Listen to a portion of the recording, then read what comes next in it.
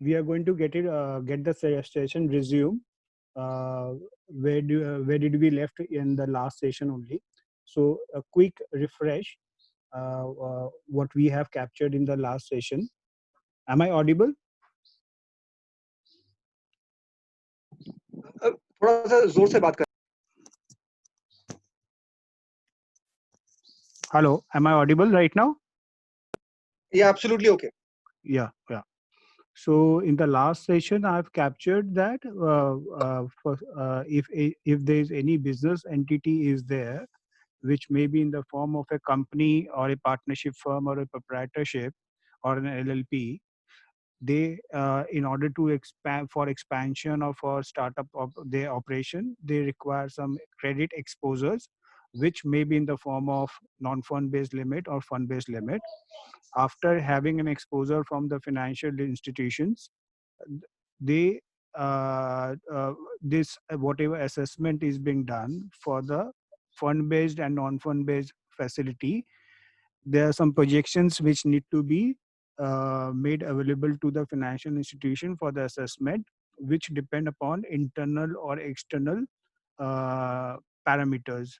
So as we envisage, there might be some changes in the internal or external parameters in the near future, uh, which lead to some cash flow mismatch. And due to that cash flow mismatch, the account may be categorized as SMA 0, SMA 1, or SMA 2. Till the time the account is categorized as SMA 0, the account is standard in nature, and post SMA 2, the account will be categorized as NPA. Now, once the account gets NPA or slipped into an NPA, then there are various avenues which are being available to the financial institution so that they can recover or resolve the account. They can get the resolution of the account. So first, which we have discussed, is restructuring. Another which we have discussed is recovery through auction, that is DRT. Third one is one-time settlement, that is OTS. Fourth is assignment of debt to ARC. And the fifth, which we have discussed, is IBC, that is NCLT. So post that, I was discussing about IBC. So in IBC, what we have discussed is once the account gets slipped into an NPA, the lender or the financial institution can refer the account or can file the petition to before the NCLT, that is National Law Tribunal Company. Now, if once they refer the petition to NCLT, so prior to referring any petition to NCLT, they have to nominate one insolvency professional. It is not compulsory that they have to nominate, but it is always being recommendatory that they should nominate one insolvency professional. So some financial institution do have empanelment at the end, or some basically rely upon their empaneled advocates only. So the financial institution which do have empanelment in place, they refer insolvency professional from their empanelment list only. The process goes like this: they ask for some quotation, financial and technical bids from the insolvency professionals. They mail across inviting bids to the insolvency professionals, and on the basis of technical and financial bids, they shortlist insolvency professional and allot the assignment accordingly. In some of the cases, they do also call insolvency professional along with their team to give the presentation before the COC or before the JLM, joint lenders meeting, because prior to filing of the petition before the NCLT, there is no such word of COC, that is committee of creditors. Committee of creditors is being convened after the case is being admitted by the NCLT. So on the basis of the presentation and the technical expertise, as well as the support of manpower and whatsoever is there, if they find convenient, or they do have a trust that yes, this person is capable of handling this size of assignment, then on the basis of that they allot it, and they ask the insolvency professional to sign to give a signed copy of the form 2, that is a consent to act as an IRP. So on the basis of that form, which is being given by the insolvency professionals, they file the petition before the NCLT, stating it that if the case is being admitted, then this person is going to act as an insolvency professional. So once the petition is being filed by the lending institution, then hearings are being made before the NCLT, wherein both the parties, as whereas borrower as well as the lender, they put forward their arguments, and on the merit of the argument, the case may be rejected or admitted accordingly.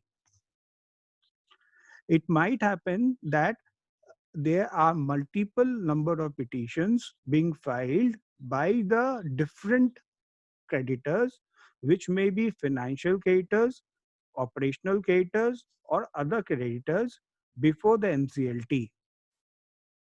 So every case would be treated as an independent case, irrespective whether the borrower as a whole is a common party. So every case will be heard before the NCLT on the merit of that case only.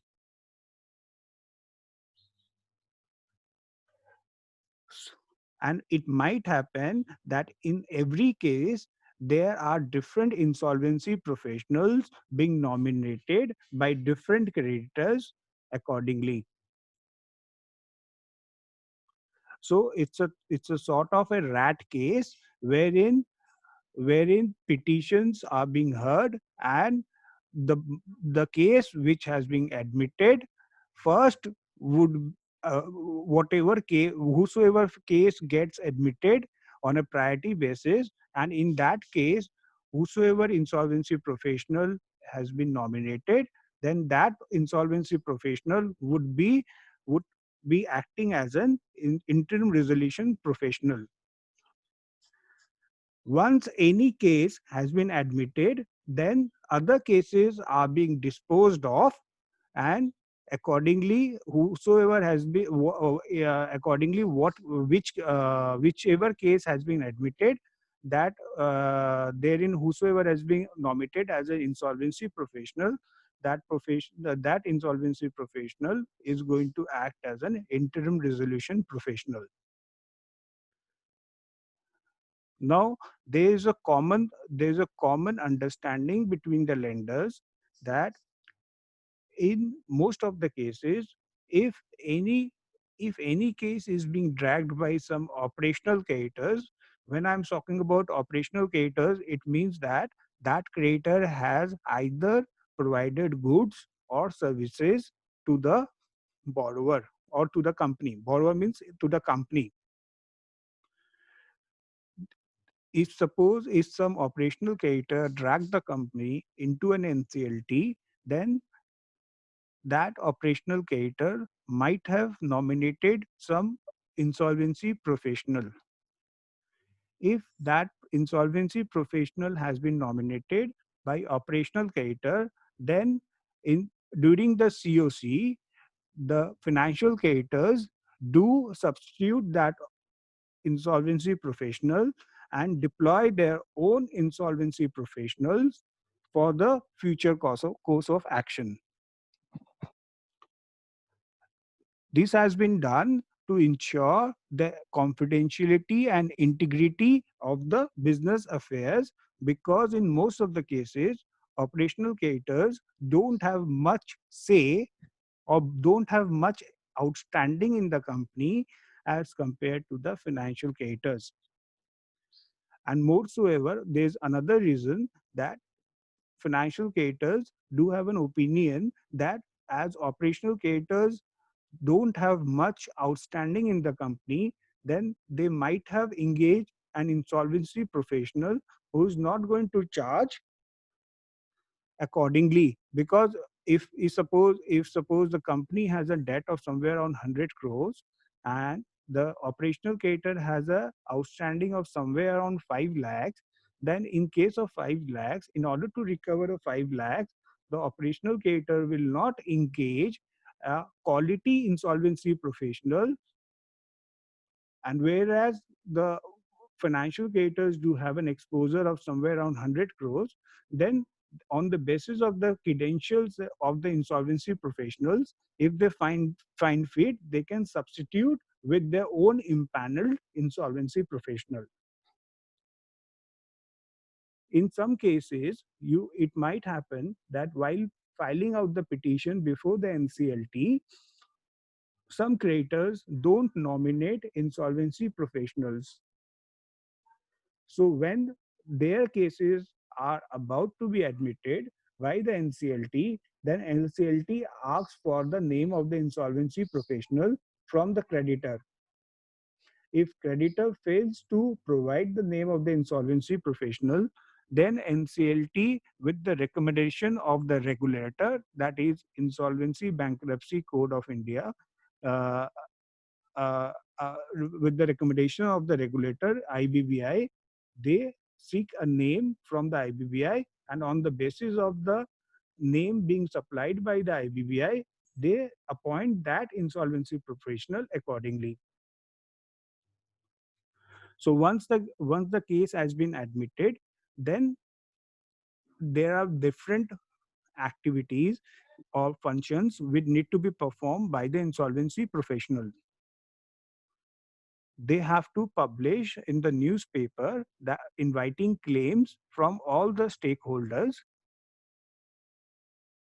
After inviting claims from all the stakeholders, they need to collate all the claims and verify accordingly.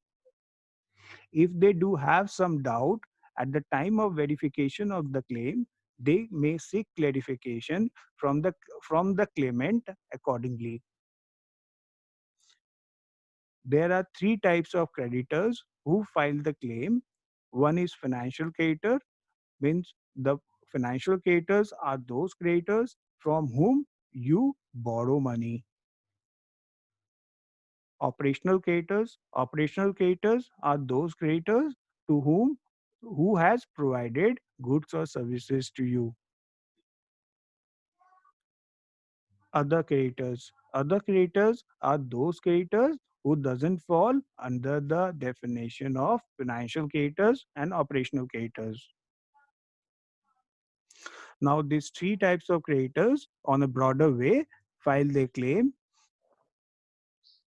After correlation and verification of the claim, the IP insolvency professional convene a COC, that is Committee of Creditors meeting. In Committee of Creditors meeting, whosoever are the financial creditors, they are being the member of Committee of Creditors. Operational creditors, if they exceed the specified exposure, that is 10% of the total outstanding, then they can also be the part of the COC, but they don't have any voting rights. Whereas financial creditors do have voting rights based upon the exposure.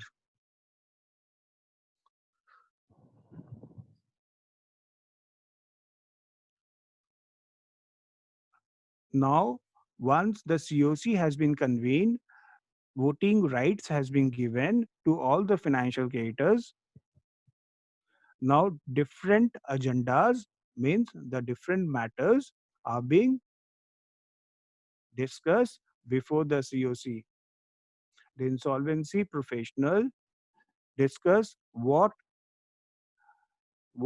he or she has done in last 30 days, how he is safeguarding the assets of the company, what are the location of the assets, what is the operation of the company, what are the status of claims which are being filed,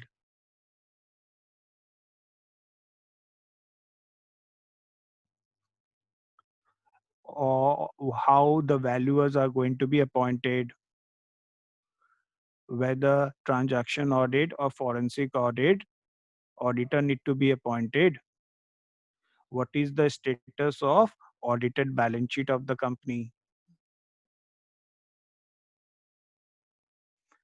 whether the insolvency professional has freezed all the accounts or identified all the accounts,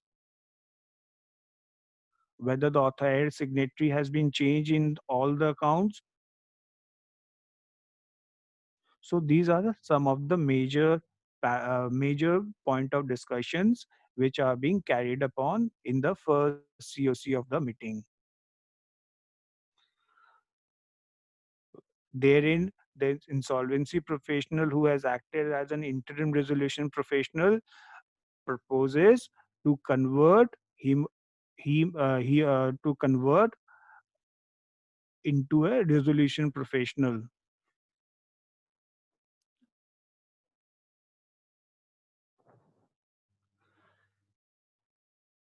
Now,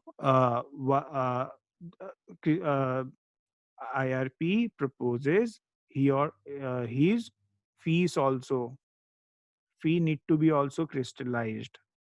That is IRP fee and RP fee. The fee is being paid on monthly basis.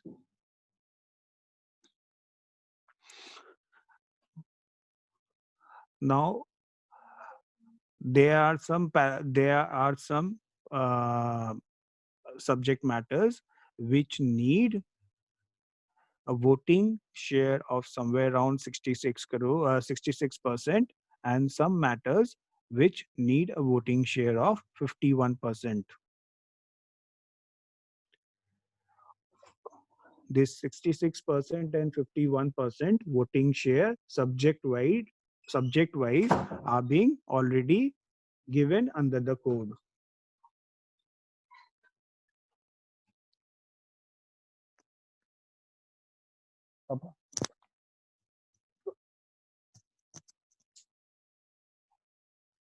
Now, after the conclusion of the meeting, minutes are being circulated with all the members of the COC.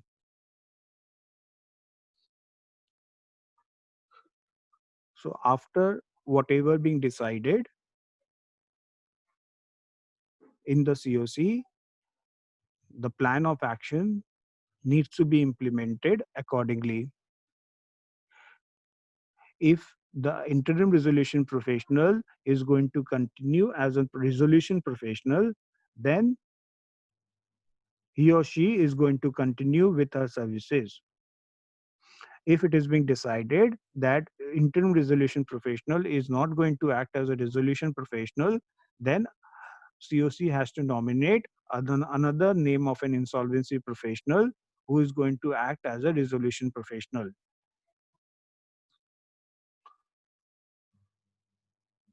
Once resolution professionals start acting during the CIP, then he has to conduct different services. And moreover, I have skipped out one thing, that whatever CIP process is there, this CIP process gets started once the case has been admitted by the NCLT. Then the whole CIP process needs to be completed within 180 days. If due to any reason RP resolution professional is unable to complete it within 180 days, then he has an additional 90 days which he can grant, which he can request for the grant by the NCLT. So it's a overall 270 days, which is available to the RP or an IRP for the completion of the CIP process. But in the recent amendment, it has been stated that that the CIP process can get extended up to 330 days. Now this 330 days has been there because during the CIP process there there might be some consumption of days which is due to pending issues at NCLT, INCLAT or Supreme Court, because these forums do take their own time for any judgments. So in order to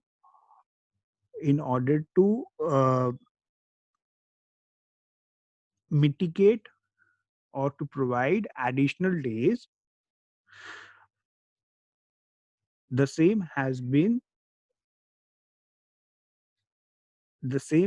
directed to complete it within 330 days.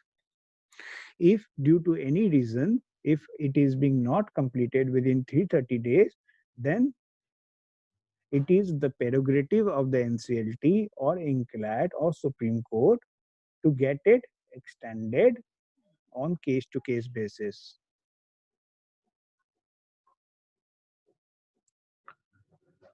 Now, once the RP takes over the CIP process, which may be the earlier IRP or a new insolvency professional, then that RP has to prepare an information memorandum.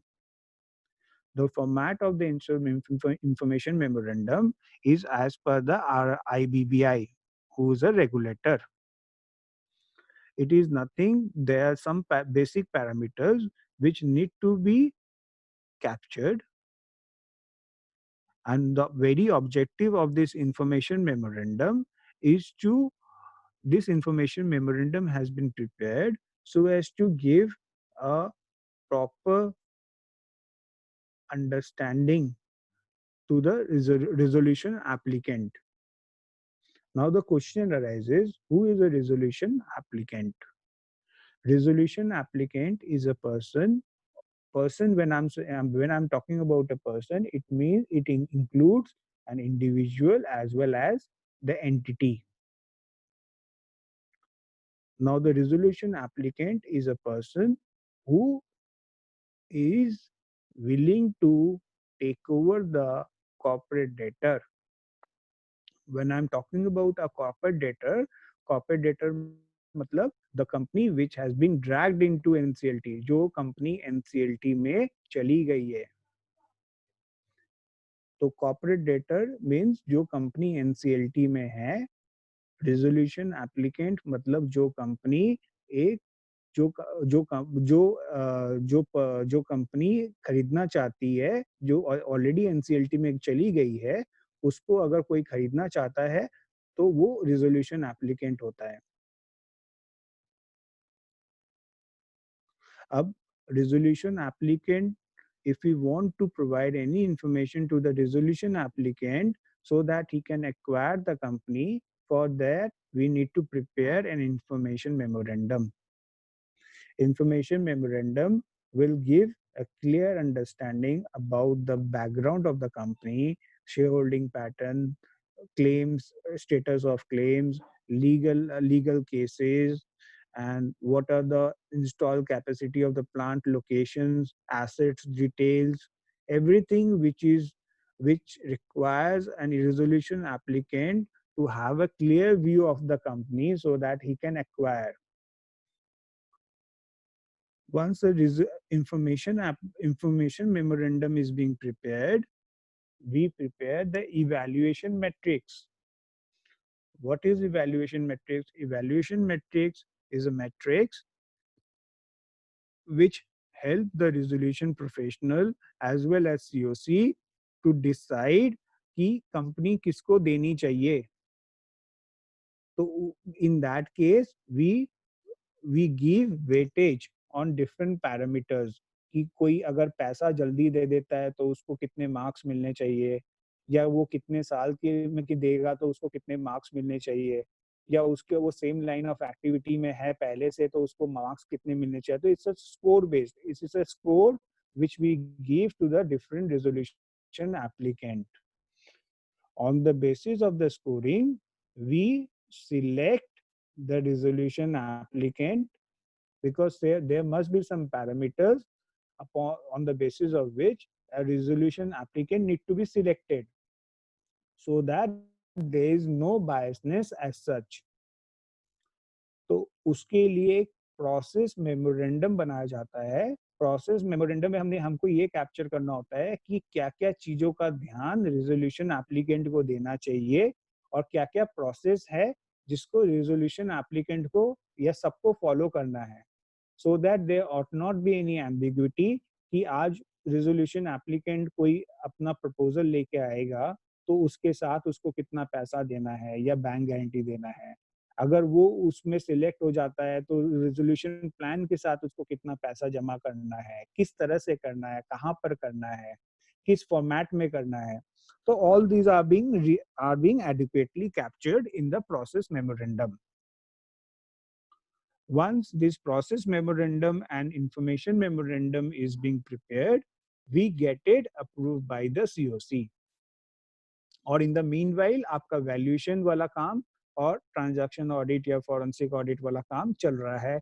और अगर कोई आपकी book keeping और या आपकी audit वाला काम या आपका टैक्स कंप्लायंसेस या अदर कंप्लायंसेस जो कि पहले से नहीं हुआ हुआ होता है, उसको हम स्ट्रीमलाइन करते हैं। तो एक बार ये जब अप्रूव हो जाता है इन सीओसी से इंफॉर्मेशन मेमोरेंडम और प्रोसेस मेमोरेंडम, तब हम उनसे कॉन्फिडेंशियलिटी क्लॉज, वो कॉन्फिडेंशियलिटी एनओसी लेके हम लेंडर्स से भी शेयर कर लेते हैं और हम उसके बाद न्यूज़पेपर में पब्लिश करते हैं कि ऐसे-ऐसे ये कंपनी ऑलरेडी एनसीएलटी में गई हुई है। अगर इस कंपनी को कोई भी खरीदना चाहता है, तो इस मेल आईडी में या यहाँ पर वेबसाइट में आके आप हमें बताइए, जिससे कि हम आपसे आगे इन्फॉर्मेशन शेयर कर पाएँ।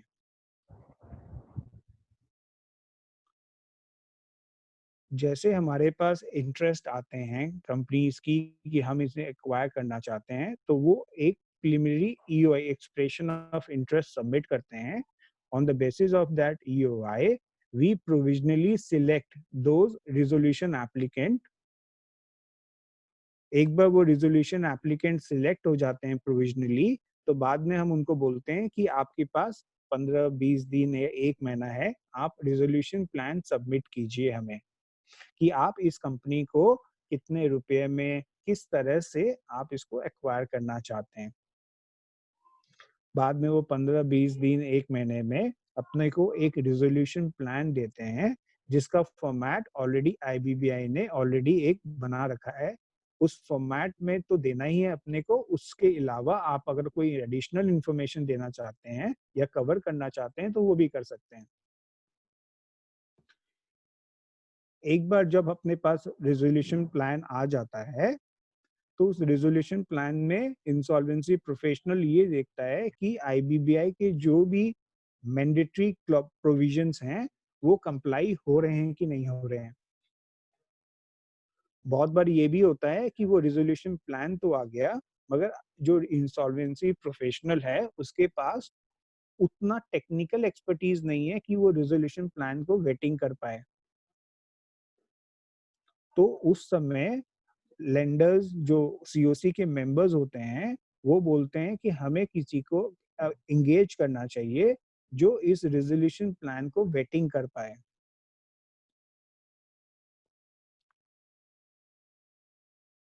उस केस में जहाँ पर रिज़ॉल्यूशन प्लान की वेटिंग की रिक्वायरमेंट होती है, due to its technical nature और कमर्शियल और एनीथिंग एल्स, क्योंकि बहुत बार क्या होता है कि इंसॉल्वेंसी प्रोफेशनल के पास उतना बैंडविड्थ नहीं होता है या वो उतना दिमाग नहीं लगाना चाहता है, बिकॉज़ उसको कुछ एक्स्ट्रा पैसा तो मिलने वाला है नहीं अगर वो कर भी लेता है तो।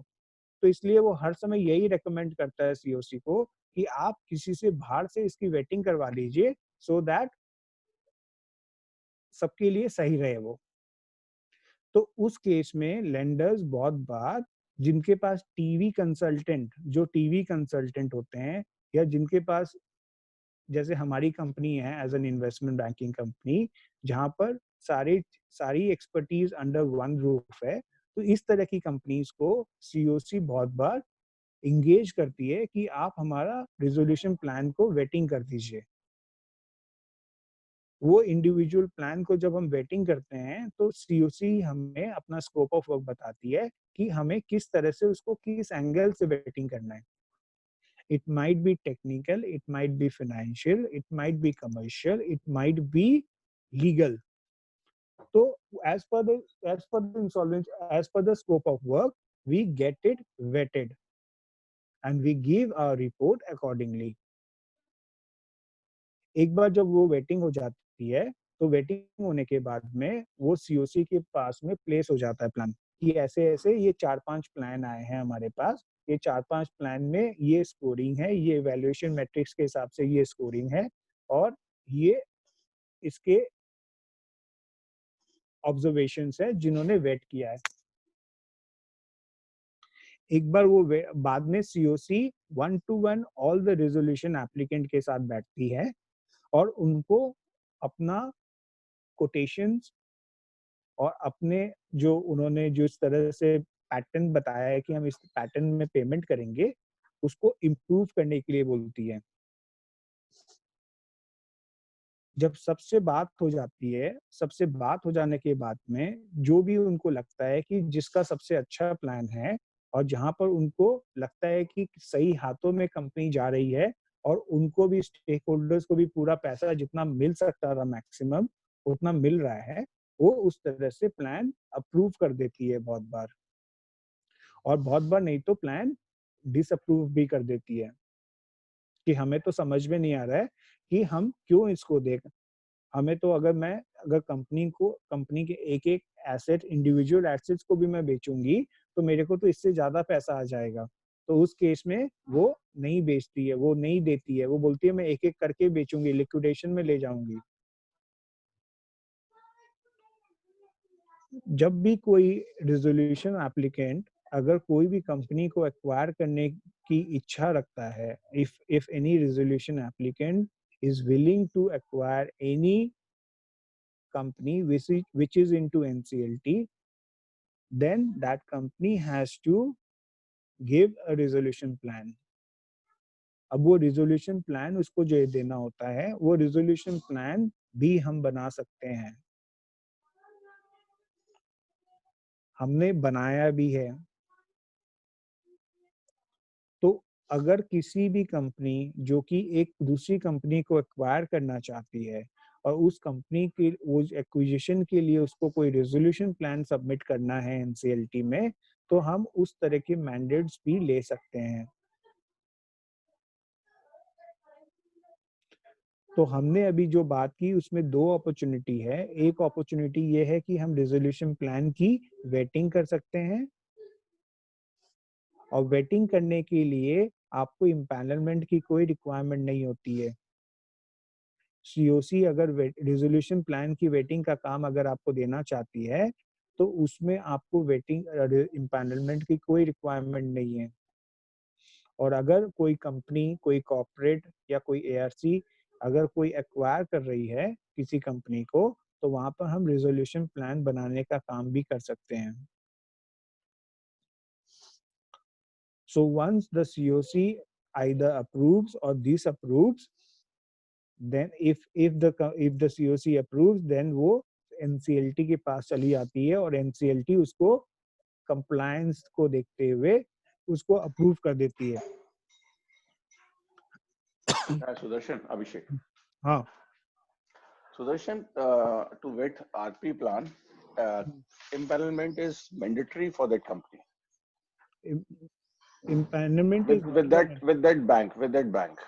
Not at all sir. Empanelment तो कोई मैंडेटरी, मतलब आज आप टीवी के लिए स्टडी के लिए बोल सकते हैं कि मैंडेटरी है। I have never seen any, पता है मैंने बहुत सारे करे हैं, मेरे एक्चुअली मेरे पास आए एक आदि था, बट मैंने बहुत सारे करे हैं। मेरे मुंबई टीम ने भी काफी करे थे लास्ट मेरे प्रीवियस ऑर्गेनाइजेशन में, बट आज तक किसी बैंक को मैंने नहीं देखा कि किसी भी जो कंपनी इम्पैनल्ड नहीं है उसके साथ कोई रेजिस्ट्रेशन प्लान को शेयर करते हुए, को वेटिंग सर के लिए देते हुए। आप मेरे को है ना इस सेशन के बाद में आप मेरे को एक ऐसा बैंक का कोई सर्कुलर या कोई मेरे को इम्पैनलमेंट वाला दिखा दीजिएगा जहाँ पे उन्होंने ये बोला है कि रिजोल्यूशन प्लान वेटिंग के लिए हम आपको इम्पैनल करना चाहते हैं। नहीं, रेजिस्ट्रेशन प्लान वेटिंग के लिए इम्पैनल नहीं करते, know that is correct, but they always call the quote from the impaneled agencies only. Empanelment This is what my submission is. नहीं, कौन सा इम्पैनलमेंट एजेंसी से बुलाते हैं?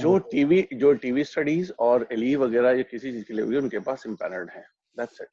सर मेरा सबमिशन इसमें ये है कि आपका पॉइंट एकदम वैलिड है, टीवी जो इम्पैनल्ड है उनको प्रेफरेंस दिया जाता है, मगर ऐसा कहीं पर नहीं है कि जो इम्पैनल्ड है उनसे ही करवाएंगे वो।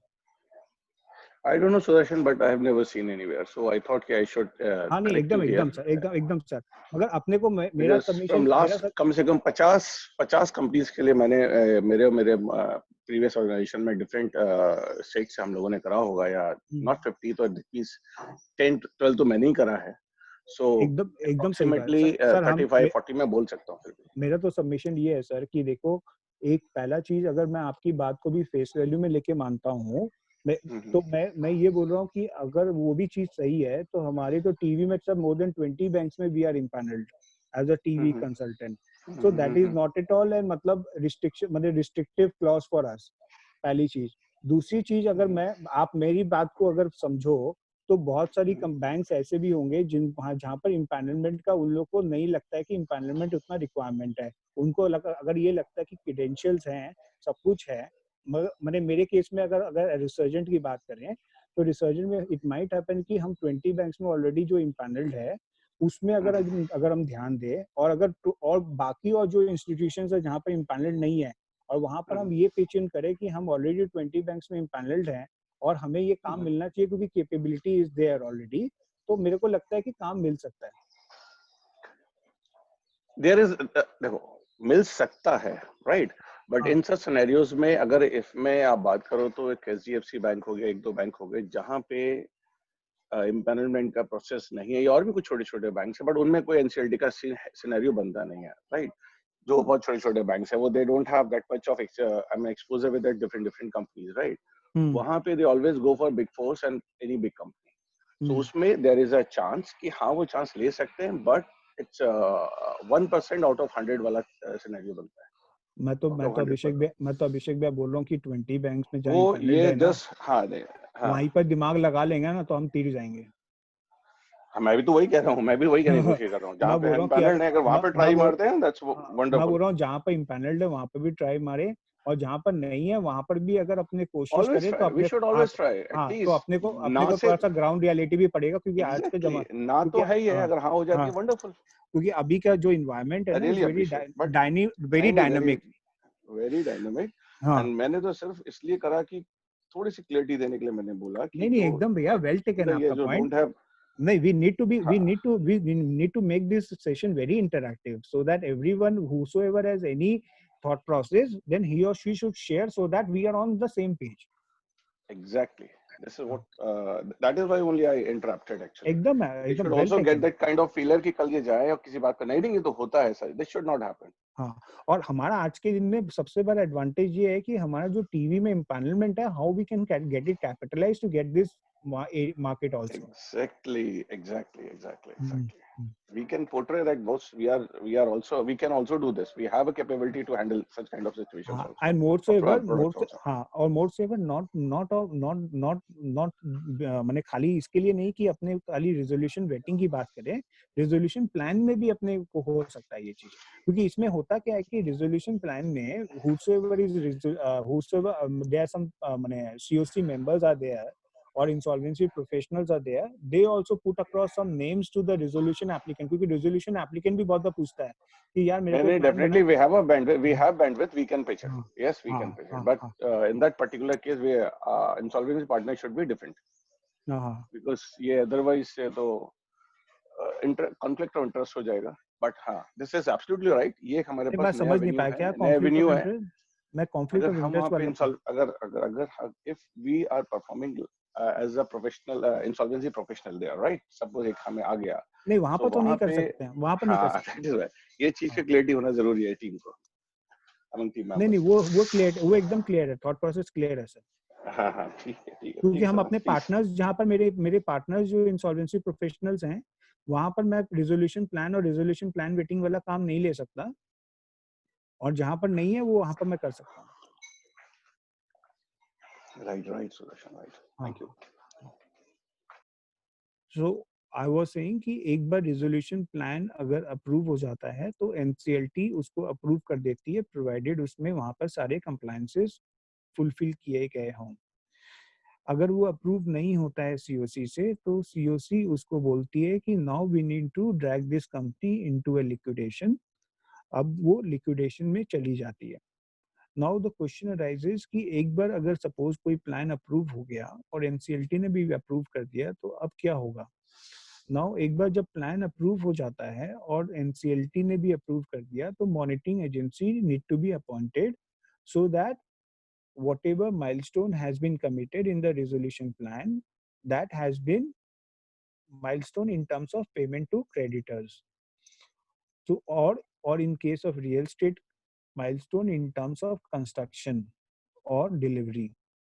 So once that need to be tracked on real time basis. So as to ensure that monitoring agency need to be appointed.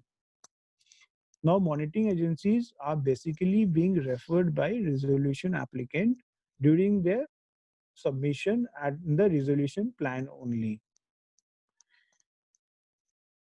So if so that is the case if the resolution plan is being approved.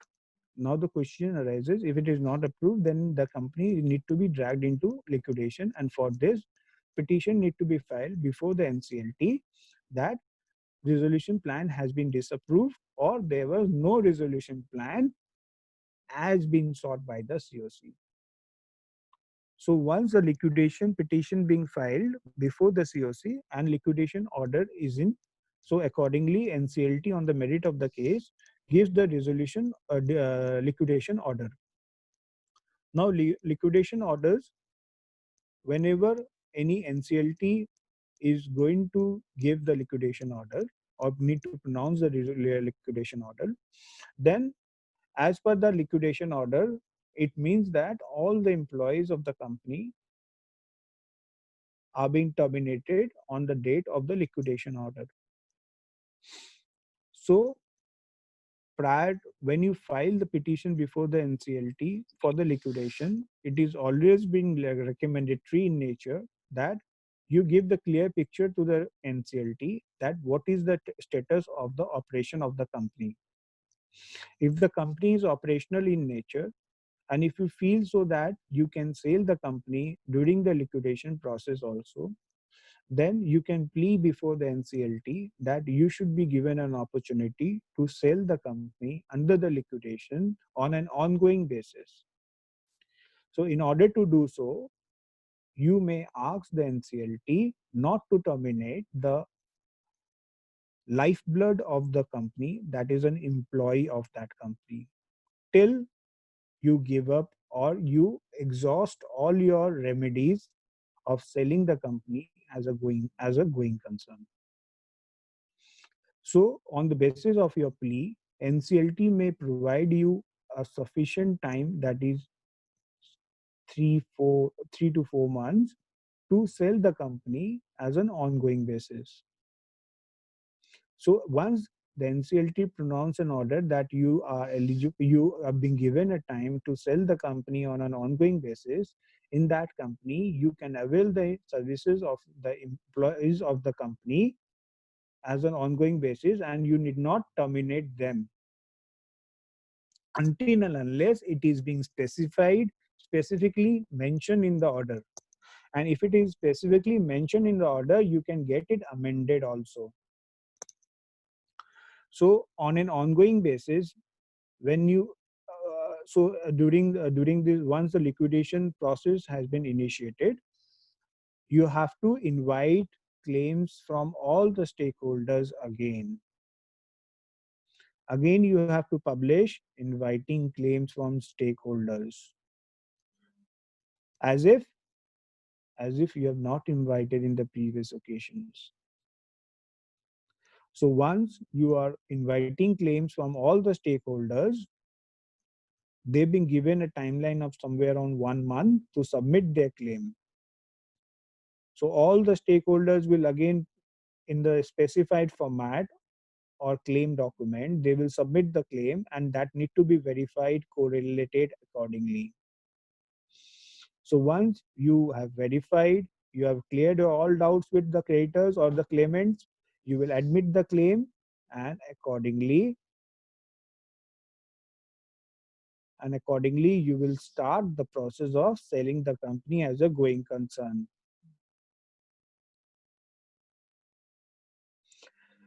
During the liquidation process, liquidator, comparatively, if we speak comparatively, liquidator has a absolute power as compared to the resolution professional in the CIP process. During the CIP process, resolution professional is somehow or the other is dependent upon the decision of the COC. But during the liquidation process, liquidator is not that much dependent upon the stakeholders.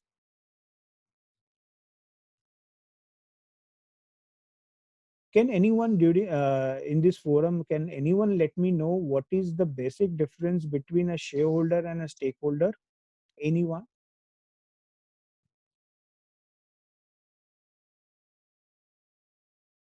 Yeah, Sudarshan ji.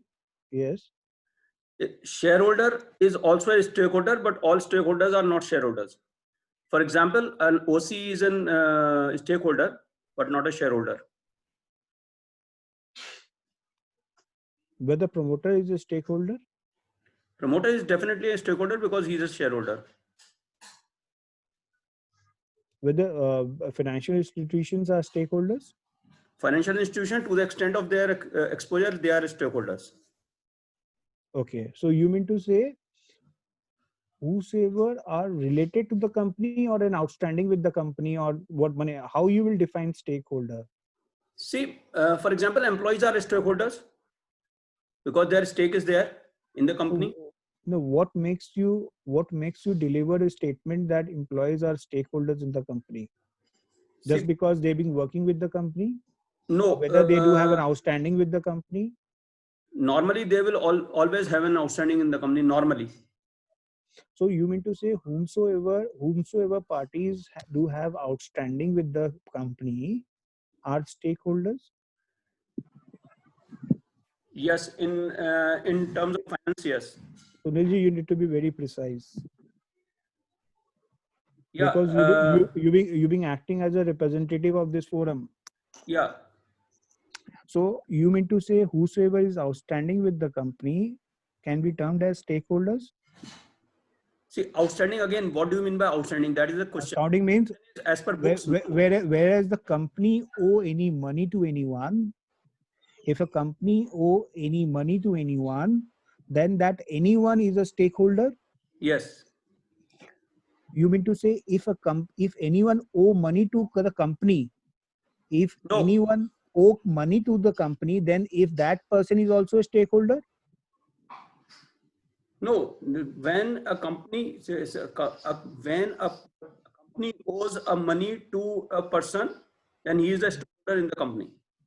And if suppose if I need to give any money to the company, I being the debtor of the company, with the debtor sundry book debts, when sundry debtors, whether sundry debtors are the stakeholders of the company? See, that's why I'm saying, as far as IBC, understanding of IBC is concerned, I think no. No. Sunil bhaiya, we are talking about normal terminology. Normally, yes. Normally, yes. So you mean to say if company owes, or if anyone owes to the company, whosoever parties are there, all are stakeholders in the company? Yes. I will tell you one more thing. As far as normal parlance is concerned, Even today, if I don't owe or company owes to me to the company, but I provide services, today the account is settled. Even then, I am a stakeholder in the sense that I am dependent upon the existence of this company. I couldn't get you. For example, I am the OEM of for the company. O&M. Okay, I have established, I have an agreement with the company that I will be supplying goods only to the company. Because of, under that agreement, there is, as on a particular date, if there is nothing which is due to me or which is nothing due by me, paid by me to the company, even then I am a stakeholder. No, when you're talking about due means what? Outstanding or it's already accrued? No, I'm saying anything. Accrued or outstanding, even if the account is settled as on a particular date, the amounts in my books as well as in the books of company are nothing outstanding or accrued. Even then I am a stakeholder because my existence depends upon the existence of the company. So you mean to say that any whosoever existence is related to the company, then those parties are being treated as a stakeholders, irrespective whether any financial transactions happened in the recent past or not. In financial transaction might have happened. I'm saying Whether financial happening of financial transaction is necessary to termed as a stakeholder. Sudarshan, as per best of my knowledge, financial transaction is necessary to be a stakeholder.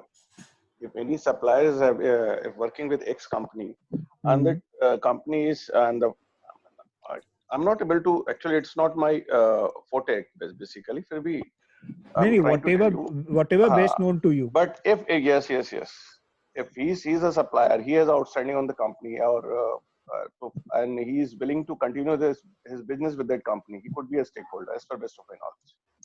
This is my submission. So your submission is that there ought to be a financial transaction between the two parties in order to term that party as a stakeholder. Yeah. Sunil ji. Ravi here. Yes. Yes, Ravi.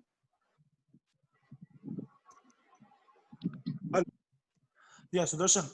Yes. Even the regulatory bodies like the SEBI, NCLT, and other government bodies can act as stakeholders. Yeah, there is no ambiguity in that. Anyone can act as a stakeholder. Sorry to interrupt. NCLT cannot act as a stakeholder. Go on this side. Huh? NCLT cannot act as a stakeholder in the company. Court is a different forum. Government authorities, income tax department, GST department can act as a stakeholder, but NCLT cannot act as a stakeholder in the company. No, my question to you, Rohan, how can the NCLT act as a stakeholder? No, whenever my submission is that whenever any person owes any money to the company or company owes any money to anyone, then that condition ought to be fulfilled in order to ensure that whether that person is a stakeholder or not in the given situation. Yeah. Isn't it? Yeah, but how could we were yeah, that is correct. But that if that condition is being fulfilled, then anyone can be a stakeholder, isn't it? Now, in case of NCLT, and because how could be NCLT? You in case of NCLT में तो अपने को ना ही NCLT कोई पैसा पाती है ना NCLT को पैसा देना होता है, सारी चीजें वहाँ पे एडवांस में। तो वो पहला कंडीशन, अगर मेरा पहला कंडीशन, अब मैं बोलूंगा आपको कि इंश्योरेंस कंपनी स्टेक होल्डर हो सकती है? अगर उसने इंश्योरेंस कंपनी सपोज करो, नहीं इंश्योरेंस कंपनी नहीं हो सकती। कैसे नहीं हो सकती है? प्रीमियम हम एडवांस में देते हैं मगर क्लेम तो हमारा हो ही सकता है ना बाकी। That can be a separate scenario. I need to check on that. But as per my knowledge is concerned, as per my knowledge is concerned, insurance company can't be a stakeholder in the company. But I need to check. Best of my knowledge. Sudarshan, Amit here. I have a small submission. What I feel is कि normally stakeholder हम किसे consider करते हैं जिसका vested interest company के growth में होता है, ठीक है? यूजुअली क्या होता है कि जैसे रिसोर्स मैनेजर्स होते हैं, लाइन मैनेजर्स होते हैं, सीनियर मैनेजमेंट या सब कॉन्ट्रैक्टर्स वगैरह होते हैं। तो इंश्योरेंस में I may be wrong, but what I feel is कि इंश्योरेंस में शायद दो पर्सपेक्टिव निकल के आते होंगे कि इंश्योरेंस की मैन का है क्या, क्योंकि इंश्योरेंस का जो क्लेम है वो कंपनी की प्रॉफिटेबिलिटी में कैसे ग्रो कर सकता है. It is a compensation. I may be wrong also, but this is my submission. No, we are discussing only, and we will definitely come out with some concrete answer, because there is a vast ambiguity कि stakeholders कौन होते हैं और shareholders कौन होते हैं. तो अभी तो हम ये डिस्कस कर रहे हैं कि स्टेक होल्डर्स और शेयर होल्डर्स में डिफरेंस क्या होता है. तो स्टेक होल्डर्स में कौन कौन आ जाते हैं. अब मैं स्टेक होल्डर्स में, क्योंकि मैंने अभी आपको लिक्विडेशन में भी स्टेक होल्डर्स की बात की, तो स्टेक होल्डर्स में आप बोल रहे हो कि जो इंश्योरेंस कंपनीज होती हैं, इंश्योरेंस कंपनी से अगर हम कोई क्लेम पाते हैं तो वो हमारे स्टेक होल्डर्स नहीं होते हैं. करेक्ट.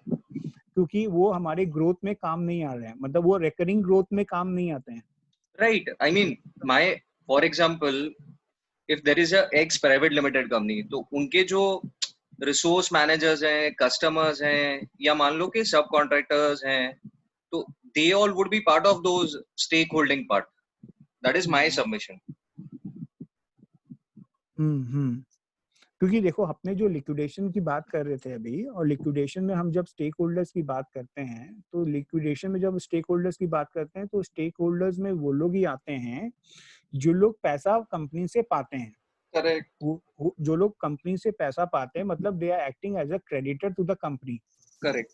ठीक है. अब क्रेडिटर्स टू द कंपनी जो भी है, तो उसमें मैंने जैसे आपको बताया कि फाइनेंशियल क्रेडिटर्स होते हैं, ऑपरेशनल क्रेडिटर्स होते हैं और अदर क्रेडिटर्स. Other creditors. हां. तो अभी क्या है कि आइदर, मतलब ये 3 कैटेगरी ऑफ क्रिएटर्स में वो फॉल होने चाहिए. जबकि थर्ड कैटेगरी बहुत वास्ट है, क्योंकि उसमें दोनों में जो नहीं आया वो तीसरे में आ जाता है.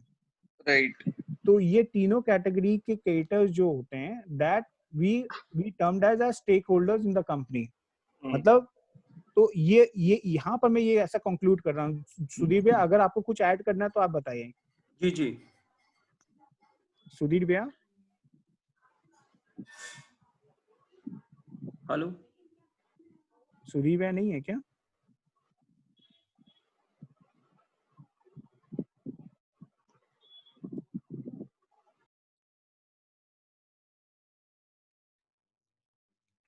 तो ठीक है. अभी ये जो स्टेक होल्डर्स की हम जो बात कर रहे हैं, ये स्टेक होल्डर्स में, टू कट शॉर्ट, अपने ये अभी बोल रहे हैं कि जो जो क्रेडिटर्स होते हैं कंपनी के, जो क्रेडिटर्स हैं, जो कंपनी माने जो कंपनी से पैसा पाते हैं, उनको they are being termed as a stake holders in the company from time to time. मतलब आज मेरे जो स्टेक होल्डर्स है, इट माइट हैपन दैट कि 1 महीने बाद मेरे स्टेक होल्डर्स अलग हों, और वो स्टेक होल्डर्स में आपके शेयर होल्डर्स भी आ जाते हैं. और शेयर होल्डर्स में जब बात करता हूँ, तो शेयर होल्डर्स में ऑल स्टेक होल्डर्स नहीं आते हैं. तो जब मेरी कंपनी लिक्विडेशन में चली जाती है, तो हमें 3 या 4 महीने में वो कंपनी को एज अ होल अपने को बेचना होता है. उस कंपनी को जब मैं as a whole going concern में बेच रहा हूँ, तो जब मैं उसको बेचने की, अब उसके लिए मेरे को पब्लिकेशन भी करना होता है कंपनी न्यूज़पेपर में कि ऐसे ऐसे ये कंपनी है जो कि लिक्विडेशन में है, और इस कंपनी को मैं बेचना चाहता हूँ. तो उसके लिए एक अपने को इंफॉर्मेशन मेमोरेंडम, जैसे हमने सीआईपी प्रोसेस में बनाया था, वही इंफॉर्मेशन मेमोरेंडम भी हमें बनाना होता है. उसमें बहुत सारे अपने पास एक्सप्रेशन ऑफ इंटरेस्ट आते हैं. वो एक्सप्रेशन ऑफ इंटरेस्ट के बाद में वो हम सिलेक्ट करते हैं. सिलेक्ट करके उनको बोलते हैं कि आप इसमें हमें अपना बिड सबमिट कीजिए. यहाँ पर हम उसको रिजोल्यूशन प्लान की बात नहीं करते हैं कि आप रिजोल्यूशन प्लान सबमिट कीजिए. यहाँ पर हम वो बोलते हैं कि आप हमें बिड सबमिट कीजिए कि आप कितने रुपए में खरीदेंगे और किस तरह से पेमेंट करेंगे. और लिक्विडेशन में उसको ही ज्यादा प्रेफरेंस दी जाती है जो हमें अपफ्रंट पेमेंट कर देता है. तो उस तरह से बाद में वो हम सिलेक्ट करते हैं. सिलेक्ट करके वो अपने बिड सबमिशन करते हैं. वो बिड सबमिशन में भी Resurgent India as a whole can play very important role. क्योंकि वहां पर क्या होता है कि जब हम बिड सबमिट करते हैं, तो बिड सबमिट करने के लिए हमें बहुत बार ड्यू डिलिजेंस भी करना होता है. ये बिड सबमिशन और रिजोल्यूशन प्लान हम जब करते हैं, तो हम क्या क्या उसमें कवर करते हैं, मैं आपको ये बता रहा हूँ अभी. जब हम रिजोल्यूशन प्लान बनाते हैं या बिड सबमिट करते हैं ड्यूरिंग लिक्विडेशन प्रोसेस, तो उस समय हम रिजोल्यूशन एप्लीकेंट को ये बोलते हैं कि हम आपके बिहाफ में मल्टीपल सीरीज ऑफ मीटिंग्स कर रहे हैं इंसॉल्वेंसी प्रोफेशनल्स और उसके टीम से to understand the structure and the minute details of the company and in terms of compliances उन्होंने क्या कर रखी है, अभी तक कंपनी की क्या कंप्लायंसेस है, क्या क्लेम्स आए हुए हैं और उस क्लेम्स का क्या स्टेटस है, उन्होंने वेरीफाई किया है या कुछ एम्बिग्यूटी है या क्या है। वो सारी चीजें हम उनसे बहुत माइन्यूटेस्ट डिटेल्स में हम डिस्कस करते हैं और उसके बाद हम क्या करते हैं कि उसमें हम ड्यू डिलिजेंस भी करते हैं। ड्यू डिलिजेंस में in terms of financial due diligence, commercial due diligence, technical also sometimes we do, और legal due diligence. Legal due diligence जब हम बात करते हैं तो लीगल ड्यू डिलिजेंस में हम बोलते हैं कि उसके क्या केसेस अभी चल रहे हैं, वो केसेस का क्या स्टेटस है अभी, और उस केसेस में प्रोबेबिलिटी क्या है कि वो क्रिस्टलाइज होगा कि क्या नहीं होगा। तो वो सब तरह के बहुत इन डेप्थ ड्यू डिलिजेंस हम करते हैं। अब वो ड्यू डिलिजेंस करने के उसके साथ साथ हम ये भी बोलते हैं कंपनी को कि आपके पास हम कंपनी के एसेट्स की डिटेल्स आपके पास है, तो आप एक बार इसकी वैल्यूएशन भी करवा लीजिए और टाइटल सर्च भी करवा लीजिए। Sudarshan, can I interrupt you? I'm sorry. हाँ sorry बोलिए for ना, interrupting you बोलिए again. ना। Basically, for legal, they hire separately advocates. नहीं, इसमें होता क्या है सर कि हम जब काम लेते हैं ना उनसे, तो हम उनको बोलते हैं कि हम जब उससे काम लेते हैं तो हम उसको ये बोल रहे हैं कि हम आपको एक पैकेज दे रहे हैं सर। तो पैकेज में क्या होता है कि लीगल वाला होता है ना, वो भी हम बहुत बार कवर कर लेते हैं, बहुत बार कवर नहीं करते हैं। वो एज पर द नेगोशिएशन होता है। वो बहुत बार बोलता है, हम उसको ये बोल देते हैं सर देखिए हमारे पास तो एक्सपर्टीज नहीं है लीगल की, मगर आप हमें अगर आप बोलो तो हम आपको कुछ नाम बता देते हैं, आप उनसे करवा लीजिए, या आपको जो अच्छा लगता है उससे करवा लीजिए, या हमें बोल दीजिए, हम सारी चीज कोऑर्डिनेट करके हम करवा देंगे। Maybe, but I don't actually ये जो आपने explain किया ना, ऐसा कोई experience है नहीं, because I am aware with this fact. They always go for legal firms to bid sir this. हम जो कर रहे हैं ना separately. हम अभी जो इसलिए मैंने बोला ना, ऐसा एक्सपीरियंस नहीं है, इसलिए मैंने हाँ, पूछा है। मैं वही बोल रहा हूँ सर कि हम जो कर रहे हैं हम वो चीज बता रहे हैं, क्योंकि बहुत बार क्या होता है कि जो रिजोल्यूशन एप्लीकेंट है वो बोलता है मैं मल्टीपल एजेंसी से कोऑर्डिनेट नहीं कर सकता हूँ, तो वो बोलता है हाँ, तो वो बोलता है कि मेरे को एक ही जन मैं आपको ही काम दे देता हूँ सर, आप ही सबसे आप कोऑर्डिनेट कीजिए, आप ही सब कुछ कीजिए, और मेरे को तो खाली ये बता दीजिए एंड सब कुछ होने के बाद में कि मेरे को ये कंपनी एक्वायर करनी चाहिए कि नहीं करनी चाहिए, अगर करनी चाहिए तो सब्जेक्ट टू क्या क्या मेरे आपके ऑब्जर्वेशंस है। ठीक है। तो उस केस में हम क्या करते हैं, हमको अगर टेक्निकल एक्सपर्टीज भी हायर करना होता है तो हम टेक्निकल एक्सपर्टीज भी हायर करते हैं। टेक्निकल तो उसमें आएगा, अगर if they are looking for technical apart from financial, हाँ, तो बहुत वो बार होता है कि करेंगे, बट प्लांट एंड लीगल वाला मशीनरी, पार्ट थोड़ा सा मेरे लिए कभी आया नहीं सामने। हाँ तो लीगल वाले में भी क्या होता है सर कि वो लीगल ड्यू डिलिजेंस भी हम है ना आउटसाइड पार्टीज को खुद ही अपॉइंट कर लेते हैं। हाँ, तो वो अपॉइंट करके हम उससे कोऑर्डिनेट करके उससे सब कुछ समझ के हम उसकी भी रिपोर्ट हम जब सेटिस्फाइड हो जाते हैं, एनेक्सेस लगा के देते हैं उसमें, ठीक है। हाँ, तो वो वाला चीज हम बोलते हैं कि हम टेक्निकल भी कर रहे हैं, कमर्शियल भी कर रहे हैं, फाइनेंशियल, लीगल, ये सब सारी चीजें हम करेंगे। मोर सो एवर हम उनको ये भी गाइड करते हैं कि location of the asset and asset details are being made available to you, so it is being highly recommendatory कि आप उसकी वैल्यूएशन करवा लीजिए और उसका टाइटल सर्च भी करवा लीजिए। तो वो टाइटल सर्च और जो लीगल टाइटल सर्च, हाँ, इसके लिए तो अलग करते होंगे ना, ये वो भी मतलब मैं आपसे पूछ रहा हूँ, जैसे अभी आपने वैल्यूएशन तो सर हम खुद ही कर सकते हैं अभी। नहीं, वैल्यूएशन तो हम कर सकते हैं, लेकिन वो वैल्यूएशन तो खुद ही कर सकते हैं, और टाइटल सर्च, हाँ, और टाइटल सर्च का सर डेटाबेस अपने पास है, तो वो वाला भी हम उनको बोल देते हैं कि आप करवा लीजिए खुद ही, या हम ही आपके बिहाफ में करवा देते हैं। तो हम एज एन मतलब एक तरह database we have, okay, I was not aware with this fact. चलो ठीक है, इट्स वंडरफुल। तो मतलब एक तरह से बात करें ना सर देसी भाषा में, हम एज एन इवेंट मैनेजर हैं जो कि सारे इवेंट्स को हम कोऑर्डिनेट करते हैं, और कोऑर्डिनेट करके जो हमारे पास इन हाउस कैपेबिलिटी है वो इन हाउस करते हैं, और जो नहीं है वो बाहर से कर लेते हैं, और एज अ पैकेज हम उसके पास देते हैं जिससे कि उसकी सिरदर्दी नहीं होती है। तो उस केस में क्या होता है कि उस केस में वो बोलता है कि आप ही हमें रिजोल्यूशन प्लान बना के दे रहे हैं from all perspective, legal perspective, from other perspective, और जो भी आपको ड्यू डिलिजेंस और जो भी वैल्यूएशन और जो भी टाइटल सर्च कराना है, ये सारी चीजें आप करवा रहे हैं। और ये करवा के आप मेरे को एडिक्वेटली कवर कर देंगे, और एक मेरे को आपका जो भी रेजोल्यूशन प्लान बनेगा, वो रेजोल्यूशन प्लान के पहले आप मेरे को एक समरी बना के देंगे, जिससे कि वो समरी को लेके मैं अपने बोर्ड में जाऊंगा, और बोर्ड में जाने के बाद मैं आपको बताऊंगा कि whether in the given scenario जो भी आपके ऑब्जर्वेशंस है, उस ऑब्जर्वेशंस में हमारी बिड अमाउंट क्या होनी चाहिए, अगर हम आगे भर रहे हैं तो, अगर नहीं भर रहे हैं तो आप नहीं भर रहे हैं तो माने क्यों नहीं भर रहे हैं, मतलब दे whatever decisions ought to be taken, that is all informative, मतलब informed decisions they can take. So when we are talking about कि हम resolution plan बना देंगे, it doesn't mean that कि हम खाली resolution plan बना देते हैं हवा में या ad hoc basis में, और हमको आगे पीछे का informed way में कुछ पता नहीं होता है.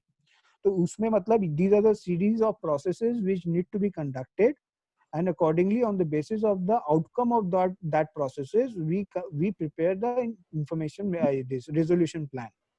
Sudarshan, हाँ help me understanding that when we say technical due diligence, ठीक है? हाँ तो टेक्निकल ड्यू डिलिजेंस में हम इंस्टॉलेशन और ऑपरेशनल कैपेसिटी दोनों चेक करते हैं, ऑपरेशनल और इंस्टॉलेशन. हाँ, अगर उसका स्कोप ऑफ वर्क में ये रहता है सर तो हम करते हैं. ओके, तो मतलब for example residual life also. Residual life also. हाँ मतलब useful residual life, Residual life, whatever the life हाँ of the plant or machine is, हाँ या कितने साल का उसका टेनर होता है. तो यूजुअली सुदर्शन हम ऑपरेशनल कैपेसिटी कैसे चेक करते हैं? नहीं, ऑपरेशनल कैपेसिटी तो देख भाई, ये जो काम है ना ये हम आउटसोर्स करते हैं, हमारे पास इन हाउस तो है नहीं. It is, तो जो भी I mean, it's all done by technical people. हाँ टेक्निकल पीपल ऑल, मतलब Abhishek, in house. Sudarshan, question is not कि ये कौन करता है, हाँ क्वेश्चन ये है कि हम operational capacity, I mean if you can help me in terms of understanding कि इसका मेथोडोलॉजिकल अप्रोच क्या रहता है. भाई क्योंकि ऑपरेशनल कैपेसिटी क्या है, that's a need of a banking right now. कितना रॉ मटेरियल जा रहा है जिसके सामने कितना प्रोडक्शन हो रहा है, ठीक है. इंस्टॉलेशन कैपेसिटी हम भी जब टीवी में कई बार out of the scope of work में जाके चेक करते हैं तो we appoint a engineer, as you correctly mention कि वो आउटसोर्स रहता है. पर ऑपरेशनल कैपेसिटी समथिंग जिसमें borrower can mollified lot of information, you know. नहीं, इसमें क्या होता है अमित, इसमें है ना, first of all we need to ascertain कि हमारी इंस्टॉल कैपेसिटी क्या है. ठीक है ना, जैसे आज अपने कोई भी रेजोल्यूशन प्लान देखते हैं तो उसमें first of all we need to understand कि whether the plant is operational और not. First parameter, if the plant is operational, then at what capacity is being operational. ठीक है. Secondly, अपने ये देखते हैं कि if suppose the plant is operational at 30%, then if we want to get it enhanced to 80%, then what are the capex being required for that. ठीक है. अगर मैं देखता हूँ कि मेरे को अगर कोई कैपेक्स रिक्वायरमेंट है कि नहीं है, अगर मेरे को लगता है कि कोई कैपेक्स रिक्वायरमेंट है तो वो कैपेक्स रिक्वायरमेंट से वो 80% इंक्रीज हो जाएगी. तो हम जो कैपेक्स रिक्वायरमेंट है उसका भी एक प्रोविजन लेके चलते हैं फर्स्ट ऑफ ऑल. सेकेंडली, अपने को ये भी देखना होता है कि आज 30% में चल रहा है तो 80% में हम जब चलाएंगे तो हमारी वर्किंग कैपिटल रिक्वायरमेंट क्या होगी. तो वो वर्किंग कैपिटल रिक्वायरमेंट भी हमें देखनी होती है. ठीक है. अब वर्किंग कैपिटल रिक्वायरमेंट अपने जब देखते हैं तो अपने को ये देखना होता है कि अपने debtors holding period, stock holding period, creditors holding period, या वर्किंग कैपिटल जो अपना स्टॉक प्रोसेस है, WIP, finish goods, raw material, ये सब का क्या साइकिल है. वो पूरी साइकिल को अपने जब डिटेल एनालिसिस करते हैं, पेयर इंडस्ट्री से रिव्यू करते हैं, उसके बाद ही अपने ये बता सकते हैं कि वो कैसे ऑपरेशनलाइज होगी. और ऑपरेशनल, जब तुम ऑपरेशनल फिगर्स की बात कर रहे हो तो उसमें अपने को ये भी देखना होता है कि आज अपने ये जो जितना लेवल ऑफ कैपेसिटी है, अभी यूटिलाइज कैपेसिटी है, उसमें डिमांड सप्लाई आगे जाके कैसे होगी. अगर डिमांड सप्लाई के हिसाब से अपने आज 30 है तो अचानक से 80 तो नहीं बोल सकते हैं. अपने को ये देखना होगा कि उसका डिमांड सप्लाई भी क्या है. सुदर्शन, वो पॉइंट ऑफ व्यू क्लियर है. ठीक है. यहाँ पे तो हम हाइपोथेटिकली ऐसी सिचुएशन की बात करें कि वो 30% से 80% पे इंक्रीमेंटल कैपेसिटी बढ़ा रहा है. और पॉइंट ये है कि हम जब ये असेस करते हैं कि अभी क्या ये 30% पे ऑपरेट कर रहा है. You're getting my question? हाँ, तो वो बहुत बार क्या होता है कि वो 30% पे एक्चुअल में ऑपरेट हो रहा है कि नहीं हो रहा है, वो चीज पता लगाने के लिए आप ये बोल रहे हो ना कि वो कैसे पता लगाए. करेक्ट. तो वो 30% ऑपरेट हो रहा है कि नहीं हो रहा है, तो उसमें अपने को ये देखना होता है कि अपना raw material consume raw material कितना कंज्यूम्ड हुआ और कितना आउटपुट हुआ. Sometimes it is being it can be reflected out of the जो अपना बहुत बार तो मशीन से ही अपने पास ये डेटा आ जाती है. बहुत बार क्या होता है कि मशीन से डेटा नहीं आता है. तो मशीन से जब डेटा नहीं आता है तो अपने को ये देखना होता है कि हमने लास्ट 6 महीने में या 12 महीने में जब उसमें अपने कितना हमने परचेजेस किया और उस परचेजेस में कितना हमारा प्रोडक्शन हुआ और क्या प्रोडक्शन में वो कितना अपना सेल हुआ. तो ये पूरा साइकिल आपको देखना होता है और कितना आपका स्टॉक लेवल क्या है, आपका डेटर्स लेवल क्या है. ये एक है ना. हाँ जी. जो आपने बोला है ना it's absolutely correct Amit. Basically क्या होता है डेली प्रोडक्शन के एमआईएस निकलते हैं. वो MIS when any likewise IRP और एनी टेक्निकल जब इसको वर्क करता है ना तो they always call all the MIS. तो उसमें क्या होता है हमें पता चलता है कि month by month day by day कितना प्रोडक्शन हुआ कितना नहीं हुआ और that company is already into stress. तभी वो एनसीएलटी में आया हुआ है. अगर हम इसकी बात करते हैं तो कहीं ना कहीं फाइनेंशियल स्ट्रेस है. there is still a way out to nullify the MIS. I'll tell you how. No. That MIS nobody can nullify. I'll tell you how. Amit वो नहीं हो सकता. वो MIS नहीं हो सकती. वो MIS मैंने देखी हुई है. इतने इंटेंसिव होती है. नहीं अभिषेक भैया sorry to interrupt. Amit you need to understand कि हम लोग है ना यहाँ पर जो भी बात कर रहे हैं ना, अगर किसी का फ्रॉडुलेंट अगर इंटेंशन है तो हम लोग इन्वेस्टिगेटिव ऑडिट नहीं कर रहे हैं. फॉरेंसिक ऑडिट नहीं हो रहा है यहाँ पे. फॉरेंसिक ऑडिट नहीं हो रहा है यहाँ पे. आपने यहाँ पर इन्वेस्टिगेटिव ऑडिट नहीं कर रहे हैं. अपने को तो अपने देखो अपने ये मान के चल रहे हैं कि 10-15-20% टॉलरेंस लेवल चलेगा. अगर कोई ये बोलता है कि अगर वो ये बोलता है कि मैं फ्रॉडुलेंट एक्टिविटी कर रहा हूँ और उसको मैं कैसे आइडेंटिफाई कर सकता हूँ, तो वो कैपेबिलिटी हमारे पास नहीं है और वो हम स्कोप में भी नहीं है हमारे पास. Right. So that was my question. Perfect. हाँ. तो वो इन्वेस्टिगेटिव वाला काम नहीं कर रहे हैं. ठीक है. तो यहाँ पे तो हम whatever we are submitting we are वो है we are just doing it on the basis of documents whatever they have submitted whatever we are getting we are analyzing that and we are preparing report on the basis of those documents. और बहुत बार क्या होता है कि हमारे पास जो information भी आ जाती है ना एमआईएस में, हमारे पास एमआईएस में जो इन्फॉर्मेशन आती है उसको थोड़ा सा हम एनालाइज करेंगे ना, तो no one is perfect. No one is मतलब अगर कोई गलती करे मतलब अगर गलत बना के भी देगा ना तो वो कहीं ना कहीं कुछ ना कुछ तो लूपहोल रह ही जाएगा अगर प्रॉपर्ली एनालाइज करेंगे तो वो भी समझ में आ जाता है. और मतलब और तो वो कॉम्पिटेंट वो मैंने जैसे कि मैंने बोला कि इन्वेस्टिगेटिव ऑडिट तो हमारा स्कोप में ही नहीं है. ठीक है. अभिषेक आप कुछ बोलना चाहते तो नहीं बिल्कुल इसमें नहीं. मैं इसको अमित को समित हैज वेरी गुड नॉलेज. हमें जब भी हम इसमें टेक्निकल जाता है ना तो they assess X company in different parameters of machinery को. लाइक इंफ्रास्ट्रक्चर असेसमेंट में जाएगा, इन टर्म्स ऑफ बिल्डिंग में जाएगा and evaluation of technology karega, the assessment of requirement of replacement plant and machinery, whatever it is. There are a lot of things. Assessment of other input in terms of requirement and availability, assessment utility requirement. बहुत सारे parameters होते हैं जिसको हम check करते हैं. Quality control measures, environmental compliance, बहुत सारे measures हैं जहाँ पे हम निकाल के देख सकते हैं. उसमें rest the Sudarshan said ना, we are not investigating agency. वहाँ पे clear आता है ये चीज. Because हमारा जो होता है असेसमेंट सारा कुछ डेटा पे डिपेंड करता है. जो डेटा आता है उस पे हमारा एनालिटिकल टीम अपना काम करके सबमिट करता है. तो अभी क्या है कि जब लिक्विडेशन में अपने होते हैं तो हमें सबसे पहले ये देखना होता है कि whether we can sell the company as a going concern so that all the stake holders जो भी स्टेक होल्डर्स कनेक्टेड हैं कंपनी से they are not being deprived of in any means because it may be thousands, hundreds or lakhs of families being associated with the company. So it is always being highly recommendatory कि ongoing basis पे company को बेच दिया जाए जिससे कि job losses and economic loss नहीं हो. अगर आपको लगता है अगर आपने कोशिश की और कोशिश में अगर आपको लगता है कि अगर नहीं बिक पा रही है company as a ongoing basis, then we may not seek extension from this the NCLT and we can say that कि ongoing basis पे हमसे नहीं बिक पा रहा है या कंपनी की ऐसी हालत नहीं है कि ये ongoing basis पे बिक पाए क्योंकि बहुत बार ऑपरेशंस भी नहीं होते हैं या कुछ ऐसी इंडस्ट्रीज होती हैं जहाँ पर इंटरेस्ट नहीं आता है दूसरों का.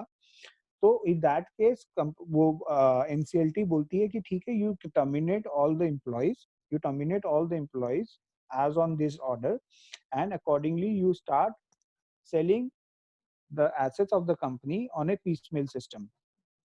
तो उसमें क्या होता है कि हम आइडेंटिफाई किया हुआ रहता है एसेट्स, सारी कंपनीज का एसेट्स को आइडेंटिफाइड किया रहता है एंड पीसमेल सिस्टम में हम बेचना शुरू कर देते हैं.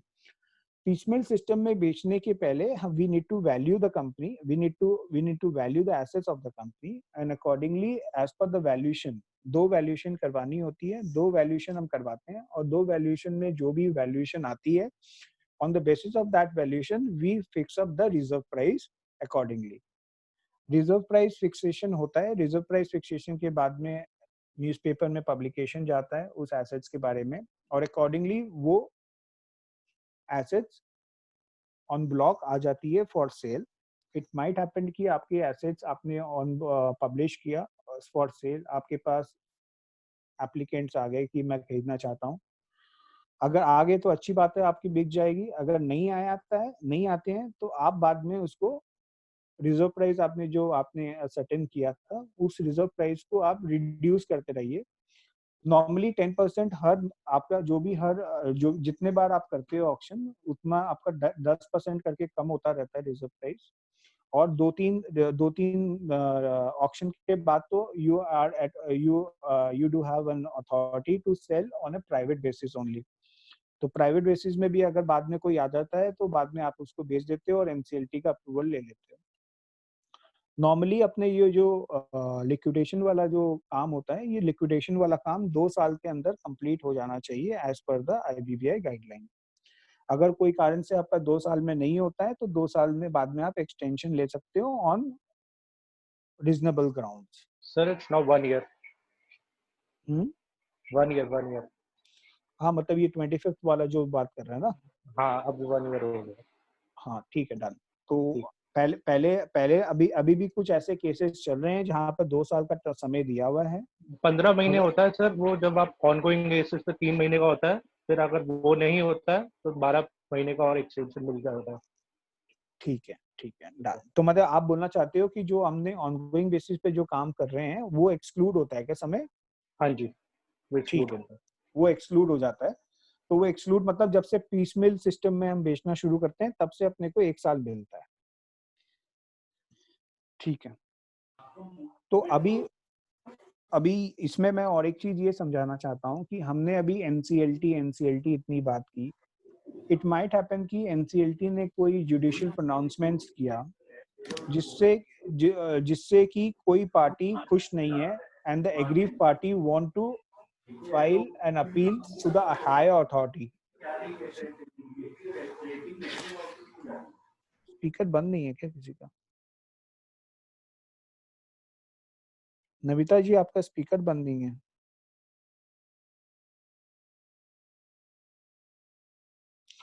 तो अगर एनसीएलटी ने अगर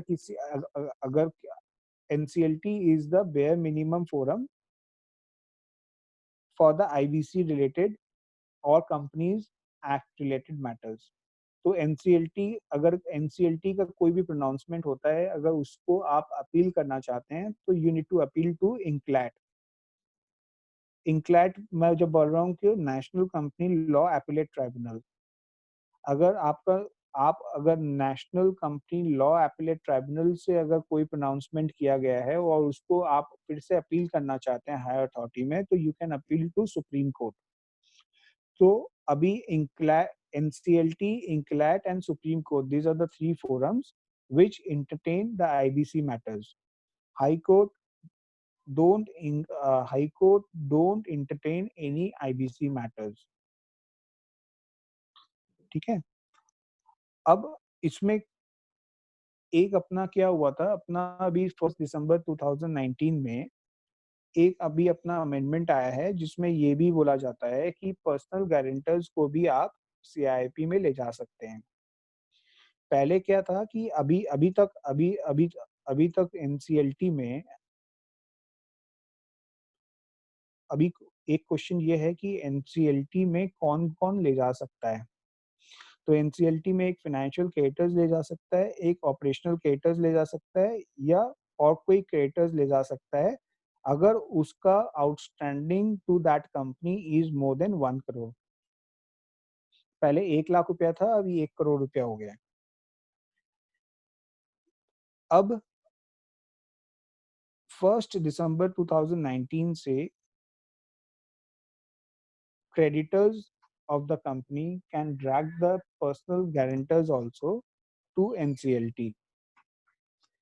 So अब आप देखेंगे कि आपके जो भी फ्रेश लोन होंगे, जो भी होंगे, वहाँ पर पर्सनल गारंटी देने की जो एक इच्छा होती है अंदर से, वो कम हो जाएगी प्रमोटर्स की।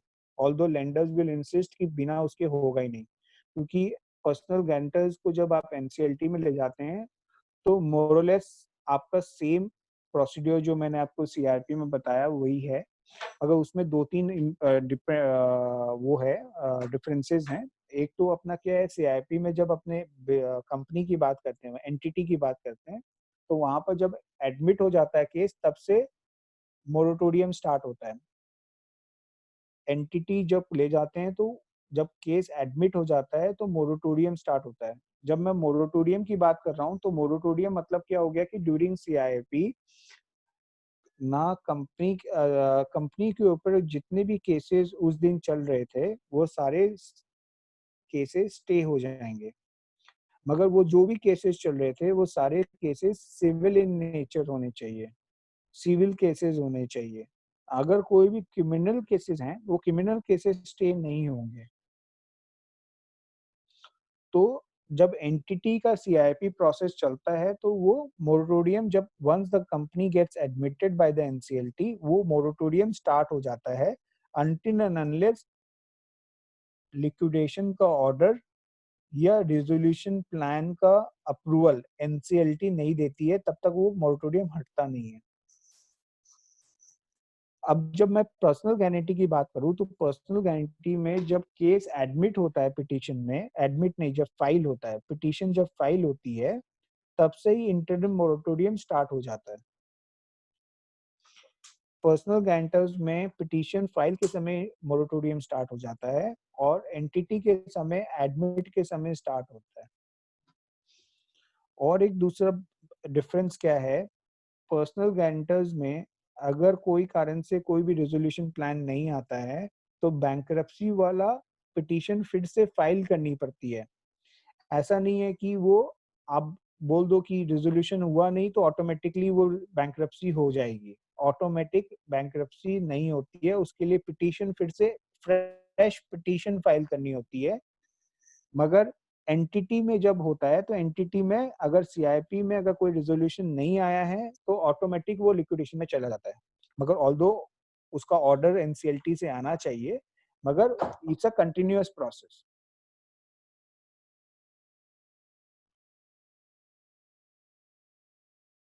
तो ये मैंने आपको आईबीसी के बारे में बताया, अब मैं अपनी कंपनी के बारे में बताता हूँ आपको। most of you are also aware of, and some of you are not aware of, so be on the same page. We have started this insolvency and bankruptcy wala jo kaam hai, we have started 2 years ago, and we have floated a new company, new LLP, in the name of Resurgent Resolution Professionals LLP. Therein 16 partners are there. Out of that, 14 partners are insolvency professionals. And we do have insolvency professionals in Bangalore, Chennai, Hyderabad, Chandigarh, Mumbai, Delhi, Kolkata. So in nutshell, if we can talk about, we have spread out our insolvency professionals accordingly, so that we can cater to different geographical areas. Now these insolvency professionals can act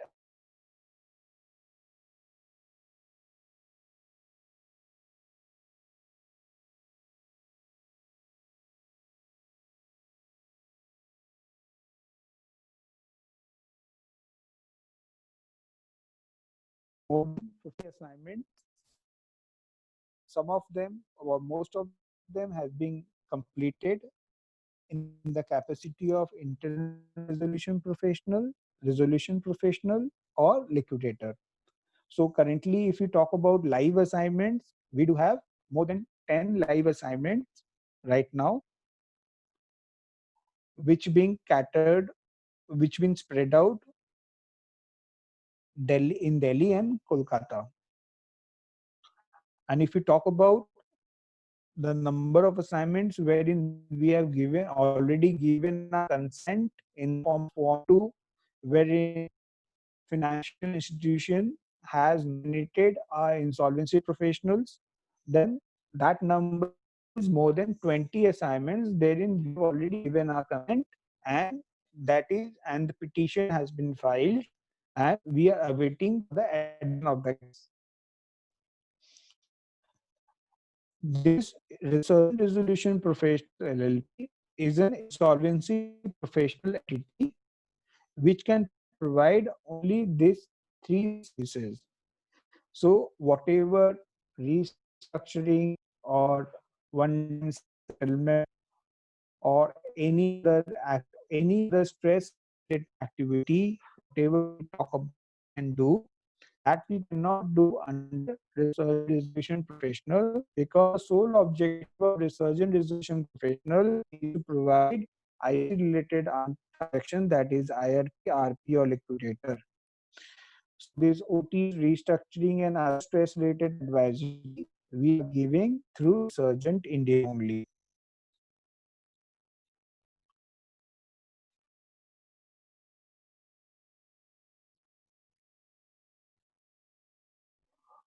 So now the question arises, as we have discussed a lot about stress assets, what are the ways a bank can resolve stress assets, then what sort of services we can provide to corporates, lending institutions, or what accordingly.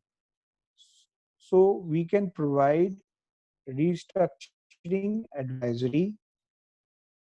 Restructuring advisory, when we talk about restructuring advisory, what would be the scope of work in restructuring advisory?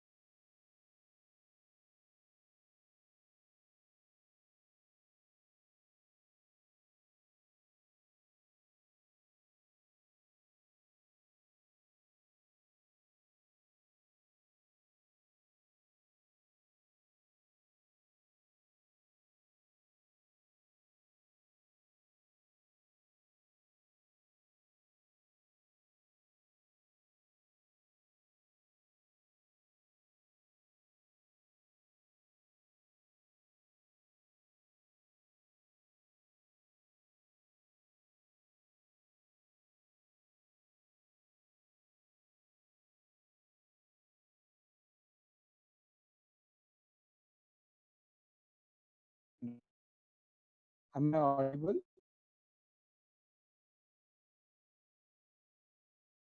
Hello?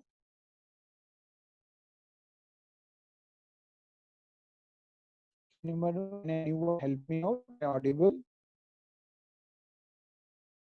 Where there is, I think, a big problem. Most of the time, during last 15 minutes, it was very difficult to hear you.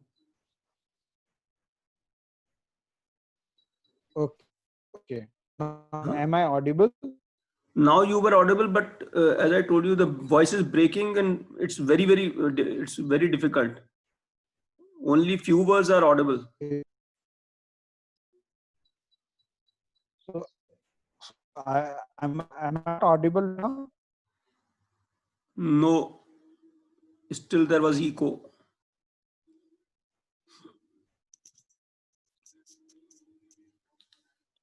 Hello?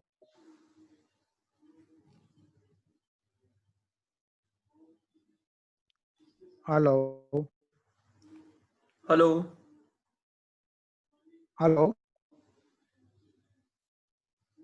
Hello? Yes, now you were audible. 2 times Audible now? your hello. Am I audible? No.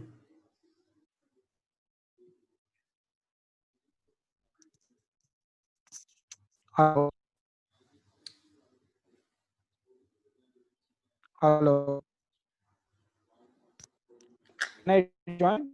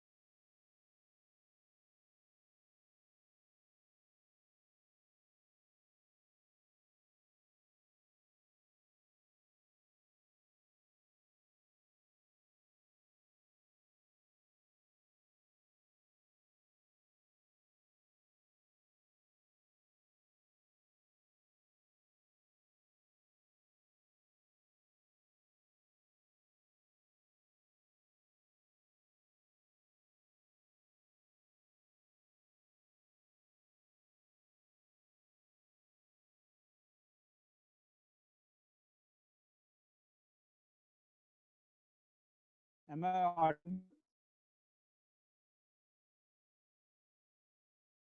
Hello.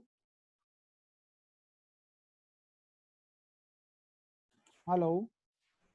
हाँ भैया, अभी आ रही है. 2 बार आपने hello बोला है. आवाज सुनाई दे पा रही है? सुदर्शन अब आने लगी आवाज आपकी. अब आई है.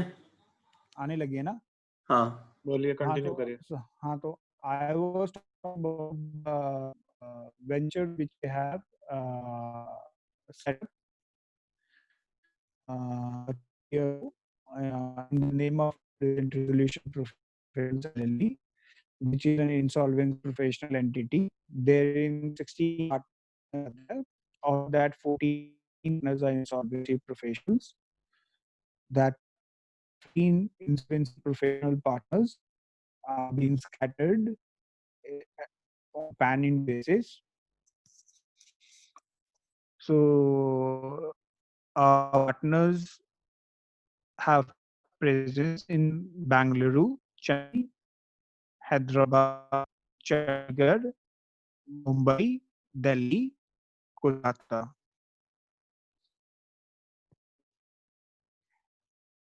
Till now, we have worked in more than 50 assignments in the capacity of either in capacity of interim resolution professional,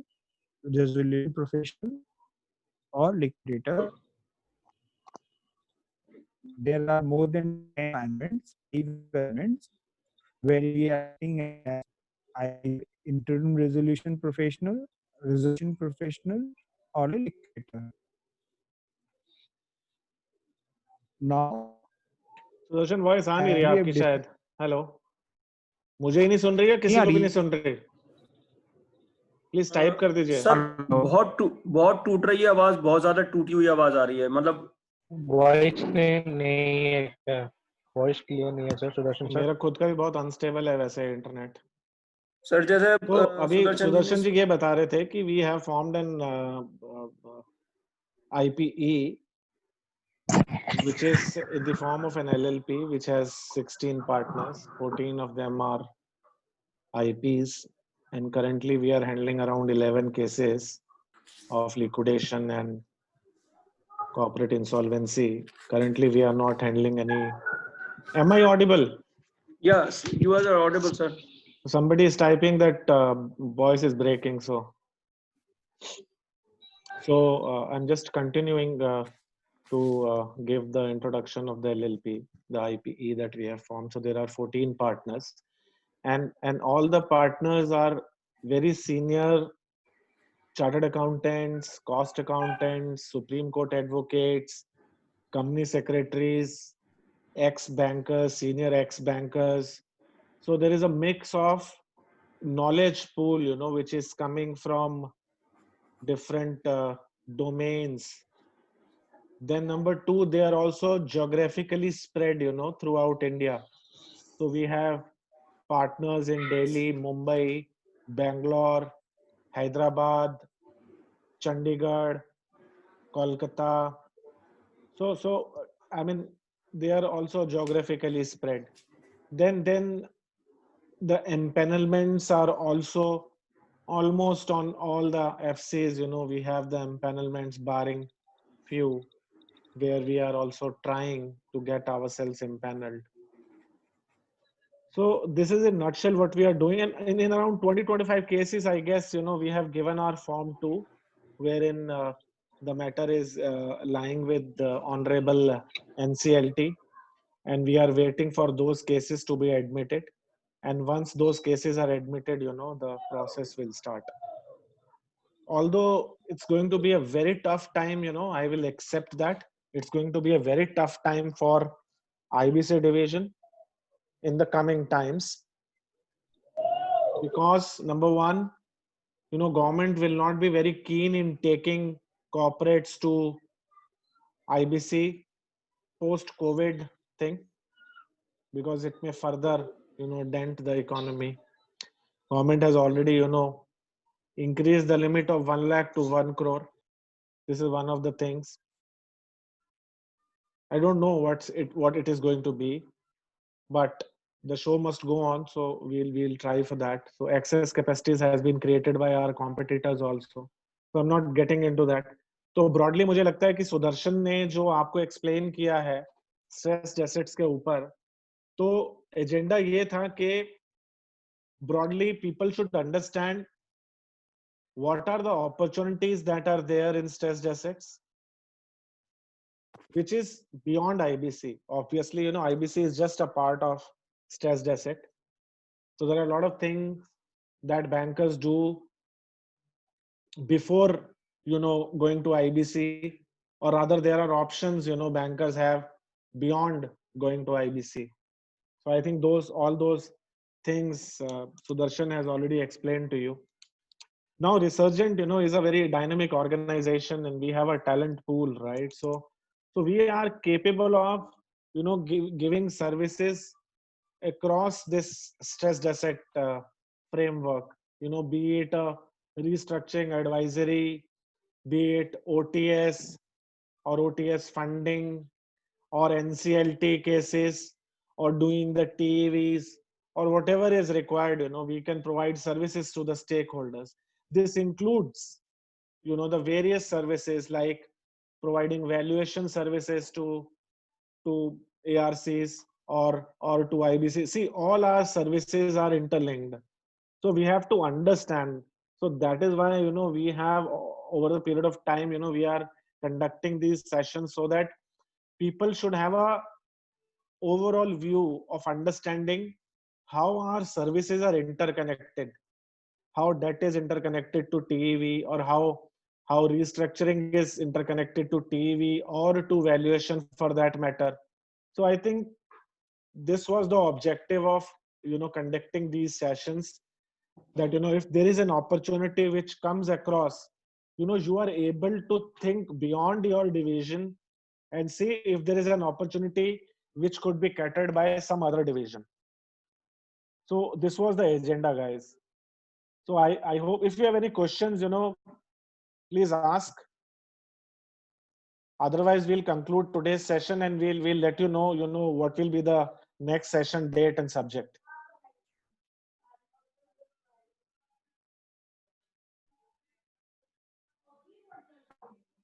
Am I audible? Yes, sir.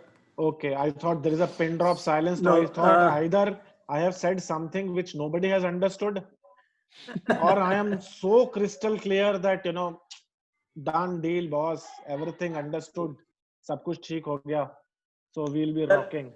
Sir, I think if you or Sudarshan ji there were two basic questions that I asked earlier. One was regarding the 10% threshold of an OC. Now, what is this 10%? 10% of the total claims received and verified on a particular date before COC formation, or of the total claims which as per the balance sheet, outstanding as per the balance sheet, number one.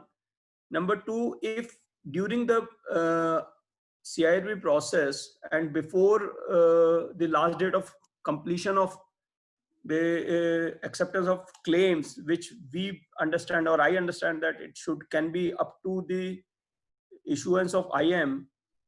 If there is further claim, there are further claims which have been received, which render the 10%, which was earlier more than 10%, to be less than 10%, then what is the fate of that OC?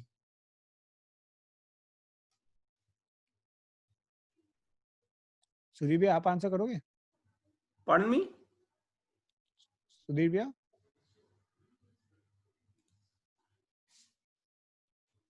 Hello?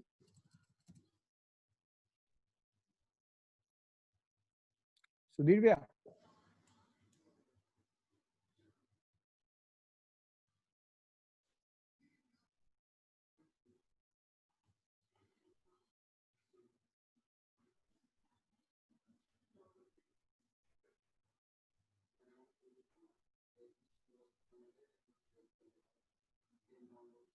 His microphone is muted, Sudarshan Bhaiya. Sudhir sir. आपका जो question है ना 10% वाला, वो 10% में क्या हो रहा है कि उसमें जो आपका टोटल जो क्लेम आ रहा है, जो टोटल जो क्लेम आ रहा है उसका 10% अगर हाइक, अगर 10% से इंक्रीज हो जाता है ना जी, तभी OC can be part of a COC, मगर सीओसी एज एन ऑब्जर्वर, या as an observer only ji.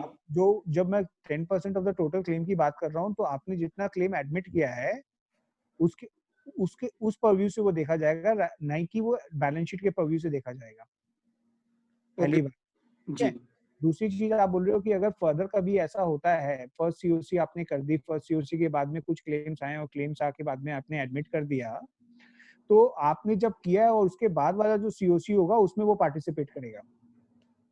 Okay, मतलब जो चीज हो गया उसको तो आप रिवाइंड नहीं कर सकते हो ना। हाँ। अगर दो चीज, अगर उसके आपका अगर दो सीओसी के इंटरवेनिंग पीरियड में अगर कुछ क्लेम आता है या कोई क्लेम आपको, आप तभी सेटिस्फाइड होते हो और तभी आप जिस दिन वो एडमिट हो जाता है, उस एडमिशन के बाद में जो सीओसी है उसमें उसको पार्टिसिपेशन का मौका मिलेगा, ना कि पहले वाले सीओसी में उसको उसका कोई कुछ नहीं है, कोई स्टेक नहीं है। मान लीजिए वो उसके बाद, मेरी पहली सीओसी के बाद और सेकंड सीओसी से पहले इतने क्लेम आ जाते हैं और मैं एडमिट कर लेता हूं कि जो पहला बार मैंने 10% माना था वो now it has reduced to less than 10%, तो इन नहीं आएगा, वो विल नॉट पार्टिसिपेट। नहीं, ऐसा तो हो ही नहीं सकता पहला बार, क्योंकि आपने पहले में अगर सीओसी में अगर 10% मान लिया था उसको, हाँ, और उसके बाद अगर मैंने उसको वो मान लिया, मतलब उसका क्लेम को आपने एडमिट कर दिया जी। अगर क्लेम एडमिट होने के बाद में आपके पास कोई मटेरियल इंफॉर्मेशन आती है और उस मटेरियल इंफॉर्मेशन के बाद में आपको लगता है कि जो आपने पहले माना था वो चीज गलत है, या वो इंफॉर्मेशन उस समय नहीं थी, इसलिए आप उसको एक अजम्पशन लेके मान लिए थे, बाद में जब आपके पास वो मटेरियल इंफॉर्मेशन आती है तब आप उसको रिड्यूस करके उसको नेक्स्ट सीओसी में नहीं ले जा सकते, मगर आपके पास जस्टिफाइबल ग्राउंड होना चाहिए कि आपने ऐसा क्यों किया। नहीं, अभी मैं एरर की बात नहीं करूं भैया, मैं जो बात कर रहा हूं वो ये कह रहा हूं, मैं अभी एरर की बात ही नहीं कर रहा हूं, मैं बोल रहा हूं कि अगर हम जब भी कोई एडमिट करते हैं तो हम एक सेट ऑफ पैरामीटर्स को ध्यान में रखते हुए हम एडमिट करते हैं, और उस एडमिशन के बाद भी हम यही लिखते हैं कि अगर हमें फ्यूचर में कोई मटेरियल इंफॉर्मेशन या डॉक्यूमेंट्स हमारे सामने आते हैं तो हमने जो भी एडमिशन किया है वो चेंज हो जाएंगे। हाँ, ये बिल्कुल ठीक है। मैं ये बोल रहा हूँ कि पहली और सीओसी और दूसरी सीओसी के बीच में मान लीजिए मेरे पास 10 क्लेम और आते हैं, नए क्लेम आ जाते हैं, ठीक है, जो मैं एडमिट कर लेता हूँ। या मैं ये बोलता हूँ कि अगर उसके बीच में 10 क्लेम आ गए या 10 क्लेम पहले आए थे जिसको आपने कंक्लूड नहीं किया जी, हाँ, उसकी वजह से क्या हुआ कि जो ओवरऑल किटी है that definitely swells to something more. जैसे पहले 1000 करोड़ था, उसका 100 करोड़ रुपए क्लेम था, अब वो 1100 करोड़ रुपए हो गया, और क्योंकि 100 करोड़ रुपए क्लेम है तो दैट बिकम्स 9%। हाँ, तब क्या होगा, सेकंड सीओसी में वो पार्टिसिपेट करेगा या नहीं करेगा? अगर ओवरऑल 10% के ऊपर नहीं हो रहा है अगर ओवरऑल 10% के ऊपर नहीं हो रहा है एक सिंगल अगर किसी क्रेडिटर का जी तो वो नहीं करेगा। नहीं करेगा, ठीक है। ये क्वेश्चन था। एक चीज और मैंने पूछी थी, दैट वाज रिलेटिंग टू, हाँ एक चीज और थी मेरी, ये क्या था वो, ये अपफ्रंट पेमेंट जो है, कुछ आपको आइडिया है अपफ्रंट पेमेंट के लिए कोई टाइम लिमिट है क्या हमारे पास पेमेंट करने के लिए? जब मैं अपफ्रंट पेमेंट बोल रहा हूँ तो अपफ्रंट मतलब तो इमीडिएट पेमेंट होता है, और इमीडिएट पेमेंट में टाइम किस लिए चाहिए था? अगर टाइम ही दूंगा तो डेफर्ड पेमेंट हो जाएगा ना वो। नहीं, जो सर जो मैंने नॉर्मली अभी जो वो देखे थे RFRPs, उसमें मैं देख रहा था नॉर्मली 60 डेज तक वो पेमेंट कर रहा है। ड्राफ्ट जो देखे थे उसमें RFRP में 60 डेज तक वो पेमेंट कर रहा है, उसको अपफ्रंट माना गया। नहीं, उसमें क्या है कि देखो मैं जब आज एक अपफ्रंट पेमेंट, अगर आप अपफ्रंट पेमेंट अगर मैं बोलता हूँ और अपफ्रंट पेमेंट के लिए 30 दिन या 45 दिन या 60 दिन समय दे दिया मैंने जी, तो वो तो विद इन द टाइमलाइन उसको अपफ्रंट टू डेफिनेशन तो वो तो होगी ना। आज सपोज मैं अगर अपफ्रंट मतलब एक आपको बताना पड़ेगा ना कि आपका डेडलाइन क्या है। अच्छा अगर मैं अपफ्रंट के लिए डेडलाइन दे रहा हूँ तो वो तो अपफ्रंट ही होगा ना। अच्छा, तो मैं यही पूछ रहा था। मैंने ये बोल दिया ना कि 60 दिन के अंदर आप मेरे को अगर पेमेंट कर देंगे तो it will be treated as upfront payment होगी।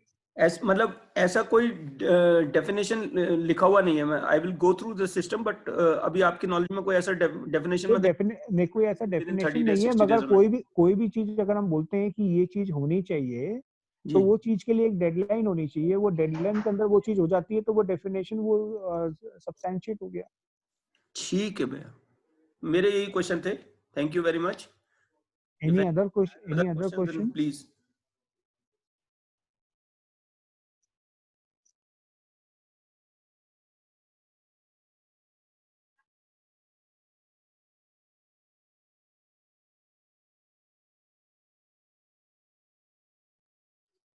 So can we conclude this session as there is no any other questions?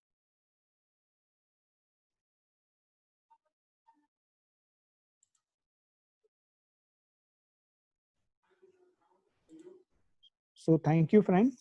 Thank you friends for joining. Thank you So भैया very much. let's conclude. Yeah.